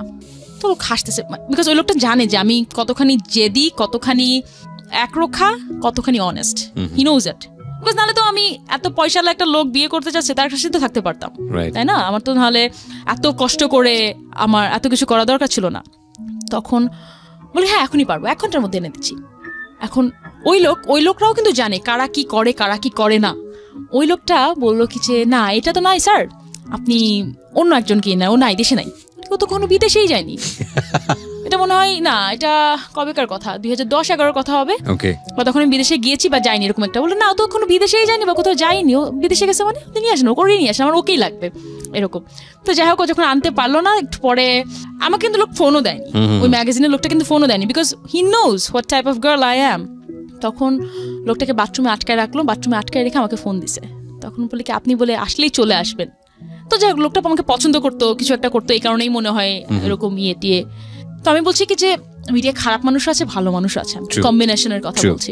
তার এই লোকটা যদি শুনে থাকে, হয়তো বা শুনবে না, বা কারো না কারোর মাধ্যমে জানবে যে আমি এত কথা বলেছি, আজকে উনিও হয়তো বা দেখছে আমি কোথায় আছি বা উনিও কোথায় আছে। সেটাই হয়, মানে চাঁদ আকাশে উঠলে সেটা সবাই দেখে। সো এটা নিয়ে এখন কিছু বলার নাই, বাট আমি ওই যে জায়গাটায় যেতে চাই, মানে বিকজ আপনি যেটা বলছিলেন যে মিশরে যে কম্পিটিশনটা ছিল আপনার, মিশর, রাইট? এবং একটা ছবি সারা দেশে মোটামুটি একটা আলোচনা সমালোচনার ঝড় তুলেছে, এবং এটা ভেরি ডেয়ারফুল পিকচার, অফকোর্স। আমি এবার বলি 2013 সালে আমি প্রথম যাই হচ্ছে, এই 2011 সালেও আমি যাই, সেটা হচ্ছে আপনার সাউথ কোরিয়াতে, ওয়ার্ল্ড মিস ইউনিভার্সিটি সাউথ কোরিয়াতে একটা কন্টেস্ট হয়েছিল। তারপর এখানে অনেক ঝামেলা, ভিসা পায় না, এই পায় না, ওই পায় না, অনেক ঝামেলা করে কষ্ট করে গিয়েছি। তারপরে এসে 2013 সালে, আচ্ছা বাই দ্য ওয়ে আমি বলে রাখতে চাই, এই যে যত আমি কন্টেস্টে গিয়েছি, কোথাও আমার 1 টাকা খরচ হয়নি। প্রত্যেকটা জায়গায় তারাই আমাকে প্লেন ফেয়ার দিয়ে, তারা আমাকে অ্যাকোমোডেশন তো ওরাই দেবে অবভিয়াসলি, সবকিছু দিয়ে কিন্তু তারা নিয়ে গিয়েছে। বিকজ আমার 4-5 বছর আগেও এত সামর্থ্য ছিল না যে আমি বিদেশে যে এটা করব ওইটা করব। প্রত্যেকবার তারাই আমাকে দিয়েছে। ইনফ্যাক্ট ম্যাক্সিমাম আপনি যদি বড় বড় কম্পিটিশনে যান, আপনারা জানবেন, যারা একটু হলেও জেনে থাকবেন যে তারাই সবকিছু প্রোভাইড করে। 2013 সালে আমি যাই প্রথমে মিস ইন্ডিয়ান প্রেস ইন্টারন্যাশনালে, সেটা হলো হচ্ছে বম্বেতে, বিভিন্ন সিটিতে ঘোরায় টোরায়, তারপরে বম্বেতে লাস্টে হয়েছিল, 21 দিন না 22 দিন ব্যাপী ছিল। তো ওইটাতে আমি উইনার হই, অনেক দেশ থেকে কন্টেস্টরা ছিল, সেখানেও ঝামেলা। মিস একটা বাংলাদেশ থেকে একটা মেয়ে আসছে, ও কি করতে পারবে? প্রথমে তো নজরেই দিল না আমাকে কেউ, এত ছোট একটা জায়গা থেকে একটা মেয়ে আসছে, সে কি করতে পারবে? তখন ওখানেও ভাবলো যে কয়েকজনের মধ্যে যে একটা নেদারল্যান্ডের একটা মেয়ে ছিল, সবাই ভাবছিল কি যে ওই মেয়েটা হয়তো বা উইনার হবে। যাই হোক, ওটা না হয়ে সব সুবিয়ে হয়ে আমি উইনার হয়ে গেলাম। তো ওখানে খুব ঝামেলা, ওখানে বেশ কিছু এরকম ঝামেলা হয়েছিল যে ওই মিস বাংলাদেশের মতো যে এ উইনার হবে, তখন এসে এর মাদার এজেন্সি এসে কথা বলে। আমার পক্ষ থেকে তো কেউ নাই, আমি ছাড়া। ইন্ডিয়াতে যখন গিয়েছি আমি একাই ছিলাম, প্রত্যেকের মাদার এজেন্সি, প্রত্যেকের প্যারেন্টসরা ছিল আমাদের ফিনালেতে। তারপরে যে ফার্স্ট হবে তাকে মিশরে পাঠানো হবে top model of the world এর জন্য, যেটা মডেল কন্টেস্টের মধ্যে 1 নম্বর কন্টেস্ট, এবং যেটা নিয়ে মোটামুটি সারা দেশে একটা ঝড় বয়ে গিয়েছিল যে ছবিটা নিয়ে। ডেফিনেটলি পিয়ার জায়গা থেকে অত্যন্ত সাহসী একটা ছবি বাংলাদেশের সোসাইটাল কন্টেস্ট থেকে। এবং অফকোর্স সিক্রেটসের আজকের যে এপিসোডটা, সেটা অত্যন্ত সাহসী একটা এপিসোড, কোনো সন্দেহ নেই। জি, মিশর। তখন ফার্স্ট যে হবে তাকে পাঠাবে top model of the world ইজিপ্টে। এটা কিন্তু ইউরোপিয়ান একটা অর্গানাইজার, ইজিপ্ট জাস্ট একটা ভেন্যু ছিল। তো ওখানে পাঠানোর পরে আমি যে ইন্ডিয়াতে যে কন্টেস্টে জিতি, ওখানেও একটা প্রত্যেকটা কন্টেস্টে বিউটি কন্টেস্টের পার্ট থাকে, বিকিনি পার্ট। তো আমি ওখানে বললাম যে দেখো, এর আগে কি আপনাকে এই বিকিনিটা পড়তে হয়নি? এর আগে না, মিস বাংলাদেশ আমাকে পড়তে হয়নি। Okay, so for the first time আপনি এটা পড়তে যাচ্ছেন? ওকে, পড়তে যাচ্ছি। তো ইন্ডিয়াতে আমাকে বললো যে দেখো, তুমি ঠিক আছে, তুমি পড়তে চাচ্ছ না, ইটস ওকে। তখন আমরা কভার করে অনেকভাবে অন্যভাবে শুট করলাম। কিন্তু আমি ইজিপ্টে যখন গেলাম তখন ওরা বলে কিছু না, পড়বা না, মানে ইউ সাইন দ্য কন্ট্রাক্ট। আর ওদের তো মাথায় নাই, ইউরোপিয়ানদের তো মাথায় থাকে না মানে কি, মানে তুমি কি মিন করতে যাচ্ছ, ওরা বোঝেইনি ব্যাপার আমার কথাটা। বলে তুমি you sign the contract, you have to do it, otherwise you have to pay the penalty. So কন্ট্রাক্টে কি ওখানে ছিল না বিষয়টা আসলে? হ্যাঁ, সবকিছুই ছিল। ওকে, আপনি যখন 20 পাতার কন্ট্রাক্ট পড়বেন তখন অতগুলো পড়ার সময় থাকে না। এটা তো ওটার সাথেও না, এটা তো আমার মিস ইন্ডিয়ান প্রিন্সেস যেটা হলাম ওটার সাথে লিংক, যেটা তো আরো আগের। ওকে, তখন তো কোনো কন্ট্রাক্ট ছিল না। সো এখানে তো ছিল যে ফার্স্ট হবে তাকে এখানে পাঠিয়ে দেবো। ফার্স্ট হওয়ার 4 দিন পর আমার ইজিপ্টে যেতে হবে। এটার প্রাইজ মানি কত ছিল? আমি একটা অফ ট্র্যাকে কোশ্চেন করে ফেললাম। কোনো প্রাইজ মানি ছিল না। কোনো প্রাইজ মানি ছিল না, শুধু ইন্ডিয়ান প্রিন্সেস ইন্টারন্যাশনালে আমাকে $3000 দিল। ইন্ডিয়ান প্রিন্সেস ইন্টারন্যাশনালে আর একটা টিভি দিয়েছিল, যে টিভি আনতে যে আমার মানে $700 না $800 ট্যাক্সি দিয়ে দেওয়া লাগছে, বুঝছেন? আর top model of the world এর কিছু ছিল না। তো কিন্তু এখানে গেলে হয় কি, আপনি বিভিন্ন প্ল্যাটফর্ম পেয়ে যান। আমি কি প্ল্যাটফর্ম পেয়েছিলাম আপনাকে পরে বলছি। ভোগ টোগ এত কিছু, ওইসব এত কিছুতে যাওয়ার জন্যই হয়েছে, নাহলে কখনোই পেতাম না এত প্ল্যাটফর্ম। ঢাকায় থেকে আপনি বাংলাদেশ থেকে কি প্ল্যাটফর্ম পাবেন ইন্টারন্যাশনালি? তো সেই জায়গাটা তৈরি হয়নি এখন পর্যন্ত। ইনফ্যাক্ট মানে বাংলাদেশ থেকে সেই জায়গাটা তৈরি হয়নি। ওকে, আর যেটা বলছিলাম যে যখন ফার্স্ট হলাম, ফার্স্ট হওয়ার একদিন আমার থাকা লেগেছিল, প্রত্যেককে চলে যাওয়া লাগছিল, শুধু ফার্স্ট সেকেন্ড থার্ড ফটোশুটের জন্য একদিন ইন্ডিয়াতে বম্বেতে এক্সট্রা আমাদের একদিন থাকা লেগেছিল। তো ফার্স্ট যখন হলাম 4-5 দিন পর ইজিপ্টের ছিল, মানে হাতে আছে 3 থেকে 4 দিন, একদিন চলে গেল। ঢাকায় এসে ভিসা করে, তখন তো জানেন ভিসা করা মানে এখন আমার এখন 6টা পাসপোর্ট অনেক মোটা এখন। তখন পর্যন্ত 2000 আমি সব ম্যাক্সিমাম ট্রাভেল করেছি 2013 থেকে এই পর্যন্ত, এই 4-5 বছরে সবচেয়ে বেশি। Lot of countries, right? Yeah, 40 countries 4 বছরে। ইয়েস, আমার 4 বছরে 6টা পাসপোর্ট। সো যাই হোক, so this is the success man, definitely it's a huge success. হ্যাঁ, যে গল্পে ছিলাম। তো তখন আমাকে এসে ভিসা পাওয়া খুবই টাফ ব্যাপার, যে ভিসা কি করে পাবো একদিনের মধ্যে, মানে তখন শুক্রবার শনিবার কি যেন ছিল, একদিনের মধ্যে ভিসা পেয়ে যাব। ভিসা পেলাম, তখন আপনি কি কন্ট্রাক্ট করবেন? আপনি যাবেন আর একটা দেশে কম্পিট করতে, একটা জাস্ট জিতে আসলেন, কি এত পড়বেন? সাইন করছি, মানে আর সাইন তো আমাকে ওখান থেকে করায় নিছে, ইন্ডিয়া থেকে করায় নিছে, সাইন করায় নিছে, এত পড়ার সময় নাই কোনো কিছু। তখন আবার এদের মধ্যে কিন্তু এত কিছুর মধ্যে আমার একটা মাদার এজেন্সি ছিল। মাদার এজেন্সির সাথে আমার পরিচয় হয়েছিল, যারা আমাকে ইন্ডিয়াতে পাঠিয়েছিল, যার সাথে আমার পরিচয় হচ্ছে 2011-এ সাউথ কোরিয়াতে যখন গিয়েছিলাম, তখন তার সাথে আমার পরিচয়। একটা মহিলা, একটা স্লোভাকিয়ান আর ইটালিয়ান, ওদের এজেন্সি আছে ওখানে। সো আমার মাদার এজেন্সি কিন্তু ইটালিয়ান স্লোভাক থেকে। সো ওরা আমাকে বিদেশে যত কাজে যায় ম্যাক্সিমাম কাজে ওরা আমাকে পাঠায়। আচ্ছা, তো ওরা সবকিছু করে পাঠিয়ে দিয়েছে। এখন বিকি রাউন্ড কি, তা আমি চিন্তা করলাম, কাছে ঠিক আছে, আমি একটা ছবি দেবো না, এই বাংলাদেশের মানুষ এত তো ইন্ডিয়া হলে তাও ওরা খুঁজে টুজে বের করবে, ইজিপ্টের কোথায় কোন বিয়ে হচ্ছে এত খুঁজে টুজে বের করতে পারবে না। একটা দিয়ে দিলাম, একটা পরে বসলাম, কোনো সমস্যা না। আমি কোনো ছবি দিইনি, প্রশ্নই ওঠে না কোনো ছবি দেওয়ার। কয় মাস পরে মানে পুরো আমার কন্টেস্ট শেষ। আচ্ছা, এই কন্টেস্টের মধ্যে অনেক কাহিনী হয়েছে। কন্টেস্টের মধ্যে আমি আমার লাগেজ হারাই ফেলছি অনেক, মানে যেটাগুলো হয় কন্টেস্টে, ওগুলোর কাহিনীতে আমি না যাই।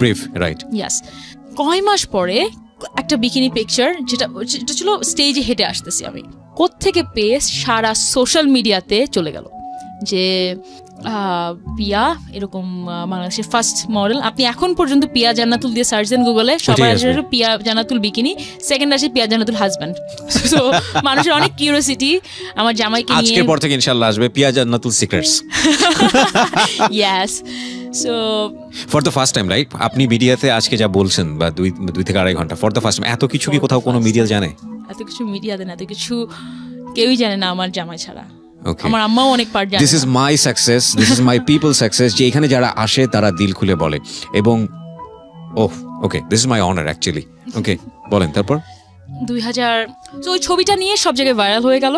যে দেখেন, আমি একটা জিনিস এখানে মেনশন করতে চাই, আমি একটা ইন্টারন্যাশনাল কন্টেস্টে যে একটা বিকিনি পরা, আর যেই মেয়েটা নিজে বাংলাদেশের সবটা জায়গায় যার একটা ডিএসএলআর ক্যামেরা আছে, একটা বিকিনি পরে শুট করা এক কথা না। এটা মানুষ কেউ বুঝবে না। আমাদের এখানে অনেক মডেলার আছে, আপনি হয়তো বা আমার নামও বলা দরকার, আপনারা জানেন, যারা বিকিনি পরেই ফেমাস হয়েছে, কোনো কাজ করেনি, জাস্ট বিকিনি পরার জন্য ফেমাস হয়ে গেছে। তো মানুষ যখন এদের সাথে আমাকে কম্পেয়ার করে তখন আমার খারাপ লাগে। মানুষ যখন ভাবে যে পিয়া বিকিনি কেন পড়ছে, বাংলাদেশের সোসাইটিতে পড়া উচিত না, আমি একটা জায়গা থেকে তার চিন্তা ভাবনা রেসপেক্ট করে কোথা থেকে আমি আপনাকে বলি, সেই মানুষটা অতটা ব্রড মাইন্ডেড হয়ে পারেনি, বিকজ সে বাংলাদেশের মধ্যে ঘুরেছে।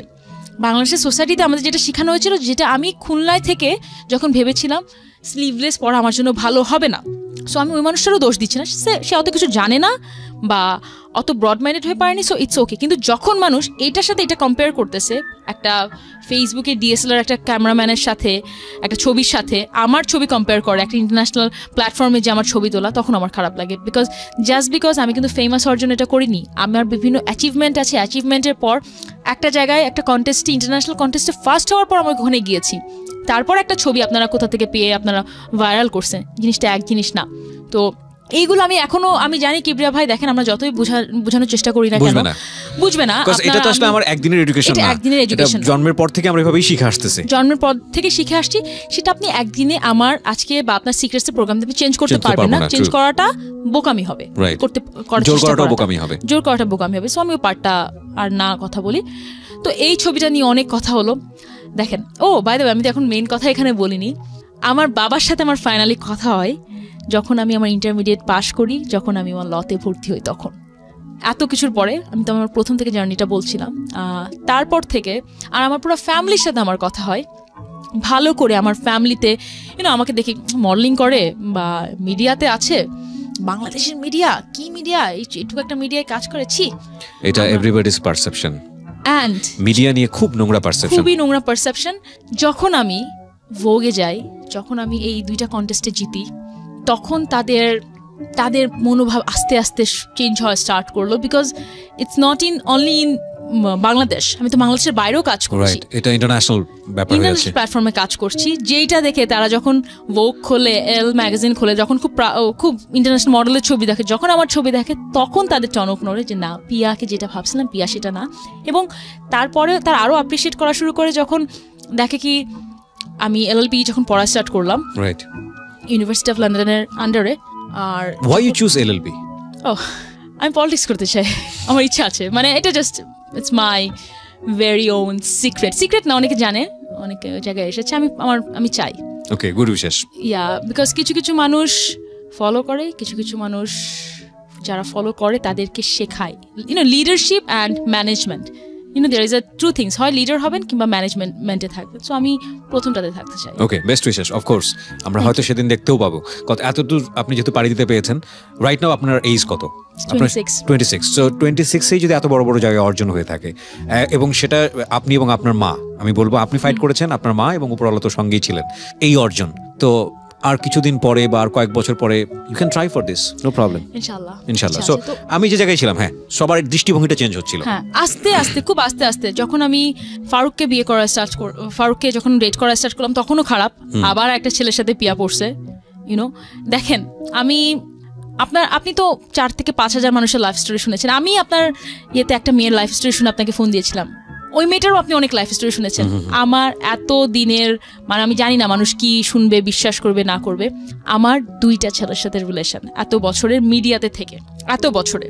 প্রথমটা তো শুনলেনি মারটোর দিয়ে আসলাম একেবারে রূপসা ব্রিজে, পরে তো ফারুক। আমিও কিন্তু মনে করছিলাম যে মাঝখানে বোধহয় আরো অনেকেই আছে। না মাঝখানে নাই, মাঝখানে কেউ আসার চান্স পাইনি, ফারুক না থাকলে হয়তো চলে আসতো। আমি সেদিন কাকে যেন বলছিলাম যে এত বছরে সিঙ্গেল হওয়ার কোনো টাইমই পেলাম না, 14 বছর বয়স থেকে প্রেম করা স্টার্ট করলাম, তখন তারপর থেকে জীবনে সিঙ্গেলই থাকতে পারলাম না একেবারে। তো ফ্যামিলি পারসেপশন अगेन ফারুককে নিয়ে।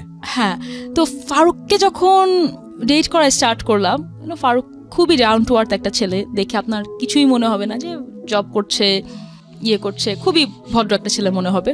বাট ওই যে এগেন আচ্ছা নর্মাল একটা ছেলেকে ডেট করতেছে, হয়তো বা কিছুই নাই এরকম। তো ফারুক বিবিএ করা আমেরিকা থেকে, এমবিএ করা লন্ডন থেকে, এগুলো কিছুই জানতো না। অ্যান্ড ফারুকদের বর্ণিতে একটা ফারুক টাওয়ার আছে। সো যখন আমার ফ্যামিলি এইটা জানলো যে এডুকেটেড রিচ ছেলে, হয়তো বা রিচ না হলে আমাকে আবার ডাউন করার চেষ্টা করতো। মানে আমি নিজে বড় হতে চাচ্ছি না বা ছোট করতে চাচ্ছি না কাউকে, কিন্তু এইটা আমাদের সোসাইটিতে এইভাবে মানুষকে ট্রিট করা হয়। যখনই দেখে কি একটা শিক্ষিত বড়লোক ছেলেকে আপনি বিয়ে করতে পারছেন, সবার দৃষ্টিভঙ্গি চেঞ্জ হয়ে যাবে আপনার প্রতি। ও আচ্ছা ঠিক আছে, আপনি কতটুকু অর্জন করেছেন দ্যাটস নট দ্য ফ্যাক্ট, কাকে বিয়ে করেছেন সেটা হচ্ছে ফ্যাক্ট। কাকে বিয়ে করেছি মানে আমার আইডেন্টিটি এখন পর্যন্ত, তখনও তো আমি তো লয়ার হইনি, এখন পর্যন্ত এই যে তার মাঝখানে কিন্তু আমি অনেক কিছু করেছি, কিন্তু ওই যে একটা ছবি আসছে তাদের মাথা কাটা গেছে, আমার পুরো চাচা ফুপুরা আমার আম্মাকে আবার উল্টাপাল্টা কথা বলা স্টার্ট করলো। কিন্তু যখন ফারুককে বিয়ে করি আমি, আর আলহামদুলিল্লাহ আমি আমার বিয়ে খুব বড় করে করছি, খুব মানে আমার আত্মীয় স্বজনদের মিলে করছি, তখন তাদের আবার টনক নড়লো। ও আচ্ছা বিয়া, মানে তারা আশাই করেনি, তারা ভাবছে যে খুলনা থেকে আসছি ঢাকায়, কোনো হয়তো বা ড্রাগ অ্যাডিক্টেড হয়ে যাব, বা আমি পড়াশোনা তো করবোই না, এই মডেলিংয়ের থেকে একেবারে আমার জীবন ঝরঝরে হয়ে যাবে, আমি যে আমার লাইফ এতখানি গুছায় নিয়ে আসতে পারবো একেবারেই ভাবিনি। এই কারণে আমি আবারও বলছি যে দেখেন, আমি সবসময় একটা জিনিসে খুব ডিটারমাইন্ড ছিলাম, পড়াশোনাটা ছাড়া যাবে না। পড়াশোনাটা আপনি যদি কিছু না করেন, আপনি যদি হাউস ওয়াইফ হিসেবেও থাকতে চান, পড়াশোনাটা আপনার লাগবে লাইফের প্রত্যেকটা ক্ষেত্রে। তো ওইটা আমার একটা ভালো ডিসিশন ছিল। ডিসিশন নেওয়ার পরে যাই হোক, আমি তো অনেক দূরই বলে ফেললাম না। ফাইনালি কি দাঁড়াইছে এখন? যদি আপনার আজকের দিনটা নিয়ে কথা বলি, you are most busiest model in Bangladesh, because 4 বছরে 40টা দেশ ঘোরা, 6টা পাসপোর্ট এখন হাতে, এটা যেন কোনো বিষয় না। You are leading very good sansar life, যেটাই বলি না কেন, you are happy girl in that sense. এবং ফ্যামিলি থেকে বাবা মা বা আত্মীয় স্বজনের জায়গা থেকে কি রেসপেক্ট, অনার বা ভালোবাসাটা কি আগের জায়গায় এসছে, নাকি ওখানেও এখনো সমস্যা আছে? না, এখন পুরা চেঞ্জ। মনে করেন আমি যখন যাই, আমাকে মানুষ আলাদাভাবে ইনভাইট করে, প্লিজ পিয়া এই প্রোগ্রামটাতে এসো, বিকজ আমি গেলে একটা প্রোগ্রামে মানুষ ছবি তুলতে আসে বা আলাদাভাবে দেখে, ও আচ্ছা ওইটা আপনার কি হয়, ওইটা আমার ভাইয়ের মেয়ে, ওইটা আমার বোনের মেয়ে, এইভাবে যখন পরিচয় দিতে এখন ভালোবাসে। ও কিন্তু লয়ারও, ও ডক্টর কামাল হোসেনের এখানে অ্যাসোসিয়েট, হ্যাঁ অ্যাসোসিয়েট, ওখানে আমি স্যার ওখানে ছিলাম, ইন্টার্ন ওখান থেকেই করেছি। তো এখন এইভাবে মানুষ পরিচয় করায়। বাট এখন আপনি বিশ্বাস করবেন না কিভাবে শুরু করে, আমাকে যখন পরিচয় করায় দেয়, ও লয়ার, ডক্টর কামাল হোসেনের ওখানে ছিল, ও বাই দ্য ওয়ে ও কিন্তু আবার মিস বাংলাদেশও, বুঝছো, মিডিয়াতে কিন্তু অনেক মডেলিং করে অনেক, মানে আমি কিন্তু একবারের জন্য আপনাকে ওসব পরিচয় করাই না, আমি আপনাকে মডেল হিসেবে পরিচয় করাইছি আমার অনুষ্ঠানে। আই নো, মানে এখন পর্যন্ত জানে যে মডেল বললে মানুষের আকর্ষণটা বাড়বে, এই কারণেই বলে। এক্স্যাক্টলি। এখন পর্যন্ত আমার মনে হয় কি তারা ছোট করেই ভাবে, আমার মনে হয়, মানে যেভাবে কথা বলে। কিন্তু জাস্ট বিকজ আমি লয়ার হয়ে গিয়েছি বা ভালো একটা ফ্যামিলিতে বিয়ে হয়েছে বলে সবকিছু চিন্তা ধারণা ধ্যান চেতনা বদলাই গেছে। এখন আমি বলি, আপনাকে একটা মজার বিষয় বলি, যে আমার বাবা এখন যখন আমার সাথে কথা বলে, আবু বলে, আমার মনে সব ভুলে গেছে, আমার মনে হয় সে অত কিছু তার মনে রাখতে পারে না বা মনে নাই তার। সে বলে কি, তোমাকে যে আমি লাখ লাখ টাকা দিয়েছি পড়ানোর জন্য, আমি আম্মুর উপর খেপে যাই, আম্মু দেখো আব্বু কি কথা বলতেছে, সে আমাকে লাখ লাখ টাকা দিচ্ছে, মানে না তোমার আব্বা তোমার ক্লাস 6 পর্যন্ত কথা বলতেছে, ক্লাস 6 পর্যন্ত লাখ লাখ টাকা খরচ করেছে, তারপরটা সে ভুলে গেছে। You take it very easily না, একদম সব কম্প্রোমাইজ করে ফেলছেন। This is the lesson. দেখেন উনি কেঁদেছে, ওনার বাবার কথাগুলো যখন উনি বলেছে তখন উনি কেঁদেছে, এবং চোখের পানিটা আমি দেখেছি, একটা মানুষ হাসতে হাসতে কীভাবে কাঁদতে পারে। এখন ওনার বাবার সাথে যে সম্পর্কটা, ইটস আ রেসপেক্ট। এইটা হচ্ছে আমাদের সোসাইটির জায়গা থেকে একটা বিরাট পজিটিভ জায়গা, যে বাবা আমার সঙ্গে একসময় খারাপ আচরণ করেছে বা যে কোনো কারণে হয়েছে, তো কি হয়েছে, বাবা তো বাবাই, সো ইউ ডিড দ্যাট, না একদম সবকিছু মিনিমাইজ করে ফেলা, বাবাকে সে রেসপেক্টের জায়গাটায় নিয়ে আসা। অবশ্যই এখন যখন অনেকের সাথে কথা হয়, তখন আমার এক ফ্যামিলির মেম্বার আরেকজনের সাথে মনে করেন অন্য ফ্যামিলি মেম্বার বলছে তুমি এদের সাথে কথা বলো সবাই, হয়তো বা মনে করেন একটা ফুপু হয়তো বেশি কথা বলে, সবাই তখন চুপ করেছিল যখন সবাই আমাকে নিয়ে উল্টাপাল্টা কথা বলতো, তুমি এদের সাথে সবার সাথে কথা বলো, হ্যাঁ ফুপু কেন কথা বলবো না, না বললে তো আমার তো সবার সাথে কথা বলা বন্ধ করে দেওয়া লাগবে, বিকজ কেউ আমার পাশে ছিল না। আমি কি সবার সাথে কথা বন্ধ করে আমি সোসাইটিতে চলতে পারবো না, আমি চাইও না। আমি চাই আমার কিছু কিছু জিনিস আপনি যদি ক্ষমা সুন্দর দৃষ্টিতে দেখেন, বেটার ফর ইউ, না নিজের জন্যই তো বেটার, নিজের জন্য। End of the day I am very happy girl, আমি রাত্রে ঘুমানোর সময় শান্তিতে ঘুমাতে পারছি, এর থেকে বড় কি পাওয়া আর থাকতে পারে? এক্স্যাক্টলি। পিয়া, আমার জায়গা থেকে কি বলবো, আমি খুবই অনার, আমি নার্ভাস ছিলাম একদম, এরকম শুরুতে বলি নাই যে আমি পিয়াকে ইন্টারভিউ করতে যাচ্ছি, বাট আমার একটা পারসিভনেস গ্রো করেছে মানুষের সঙ্গে মিশে মিশে, যে আমি সামহাউ ফেস দেখলে বুঝতে পারি যে দিস বয় আর this girl has very different kind of story. So আপনার ফেস দেখেই সামহাউ মনে হচ্ছিল, আমি আপনাকে নিয়ে খুব বেশি স্টাডি করিনি, ইভেন ভাইরাল হওয়া ছবিটা আমিও দেখি। সো আপনি যখন আমাকে নক করেছেন এবং আপনি উইলিংলি আসতে চাইলেন আমার এই অনুষ্ঠানে, আমি জীবন গল্পের জন্যই আপনাকে সিলেক্ট করেছিলাম, বাট আমার কাছে মনে হচ্ছে secret will be best for you. এবং আই থিঙ্ক এই অনুষ্ঠানটা অনেক বেশি inspirational for the girls as well as আমি মনে করি যারা বয় আছে, যারা শুনছে সোসাইটিতে, তাদের জন্যও একটা মেয়েকে কিভাবে রেসপেক্ট করা উচিত সেটা আজকের অনুষ্ঠান শুনে তারা অনেকেই শিখবে। এবং আপনি যতটা স্পষ্টভাষী সেটা আমাকে অনেক বেশি অনার করা শেখালো, আপনার প্রতি আমার ব্যক্তিগত ফিলিংস যেটা। সো এটা হচ্ছে বিষয়। আর একইভাবে আপনার হাজব্যান্ডের কথাটা আমি জেনেই শেষ করতে চাই, সে সব কিছু আপনাকে জানে এবং he gives you the freedom, মানে যতটুকু আপনি এক্সপেক্ট করেন ততটুকু ফ্রিডম আপনাকে দেয়। আচ্ছা, আমি এবার বলি, ওর কথা এখানে খুব বেশি করে বলা হয়নি, বিকজ এখানে সব ম্যাক্সিমাম আমার স্ট্রাগলের কথা বলা হয়েছে। ফারুক যেহেতু প্রথম থেকে আমার সাথে ছিল, এত সাপোর্ট আমার দেখা এখন পর্যন্ত বেস্ট হিউম্যান বিং। সে কখনো কোনো কিছুতে বাধা তো দেওয়া অনেক পরের ব্যাপার। আমি যখন আমার ফিল্মটা ফার্স্ট করতে যাই চোরাবালি, তখন আমি কিন্তু ফিল্ম করতে চাইনি, বিকজ তখন অনেক ভালগার ফিল্ম হতো, 2011-12 সালের দিকে।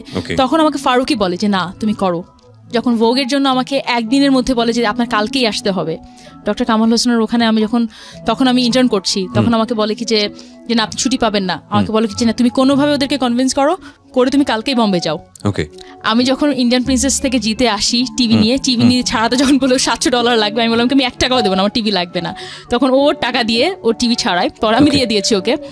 প্রত্যেকটা জায়গায় ফারুক আমাকে সাপোর্ট করেছে, এত সাপোর্টিভ মানুষ আমি কখনো দেখিনি। সো আমাদের অনুষ্ঠান থেকে আমরা রেসপেক্ট করি আপনাকেও, থ্যাংক ইউ, অসাধারণ একটা টাইম। আমি কি আরেকটু অ্যাড করতে পারি? আমি আরেকটু অ্যাড করতে চাই, দেখেন আপনার জন্য চাইলে আমি 2টার পর নিয়ে যেতে পারি অনুষ্ঠান, নো প্রবলেম। না, আমি আরেকটু অ্যাড করতে চাই যে দেখেন আমি ফারুকরা আলহামদুলিল্লাহ they are very well established, Faruk নিজেও খুব ওয়েল এস্টাবলিশড, বাট ফারুক কিন্তু একটা এমবাসিতে জব করে, ওর বাবার কোনো বিজনেস দেখে না, ও নিজেই জব করে। বিউটিফুল। তারপরেও এত কিছুর পরে আমরা কিন্তু, বা এত রিচ হওয়ার পরেও, বা আমার কিন্তু চিন্তা করা লাগতো না যে আমি কি করব না করব। আমরা যে কালকে আমরা কয়েকদিনের মতো নতুন একটা সোফা কিনবো, খুব দামি একটা সোফা কিনবো। হ্যাঁ, খুবই দামি একটা সোফা কিনবো। হ্যাঁ, দাওয়াত পাচ্ছি কবে? দাওয়াত খুব তাড়াতাড়ি পাবে না, দামি একটা সোফা চেঞ্জ করছি অ্যাকচুয়ালি, আমি নতুন একটা সোফা কিনবো, নতুন একটা গাড়ি কিনছি। তো আমরা কিন্তু পুরোটা 50-50% শেয়ার করে কিনি। আমি জাস্ট বিকজ একটা মেয়ে এত বড় বড় কথা বলে গেলাম, কিন্তু বাসায় যে আমি একটা পুরুষ মানুষের টাকায় খাচ্ছি, আমি কিন্তু ওরকম মেয়ে না। এবং যেটা আমি ইকুয়াল সম্মানটা চাই, আমি কিন্তু ইকুয়াল সোসাইটিতে বাস করার জন্য যে রেসপেক্ট বা যে কন্ট্রিবিউশন আমি কিন্তু ইকুয়ালি করি। শুধু আমি মুখে বড় বড় কথা বলে গেলাম, মেয়ে মানুষ আমি এটা করছি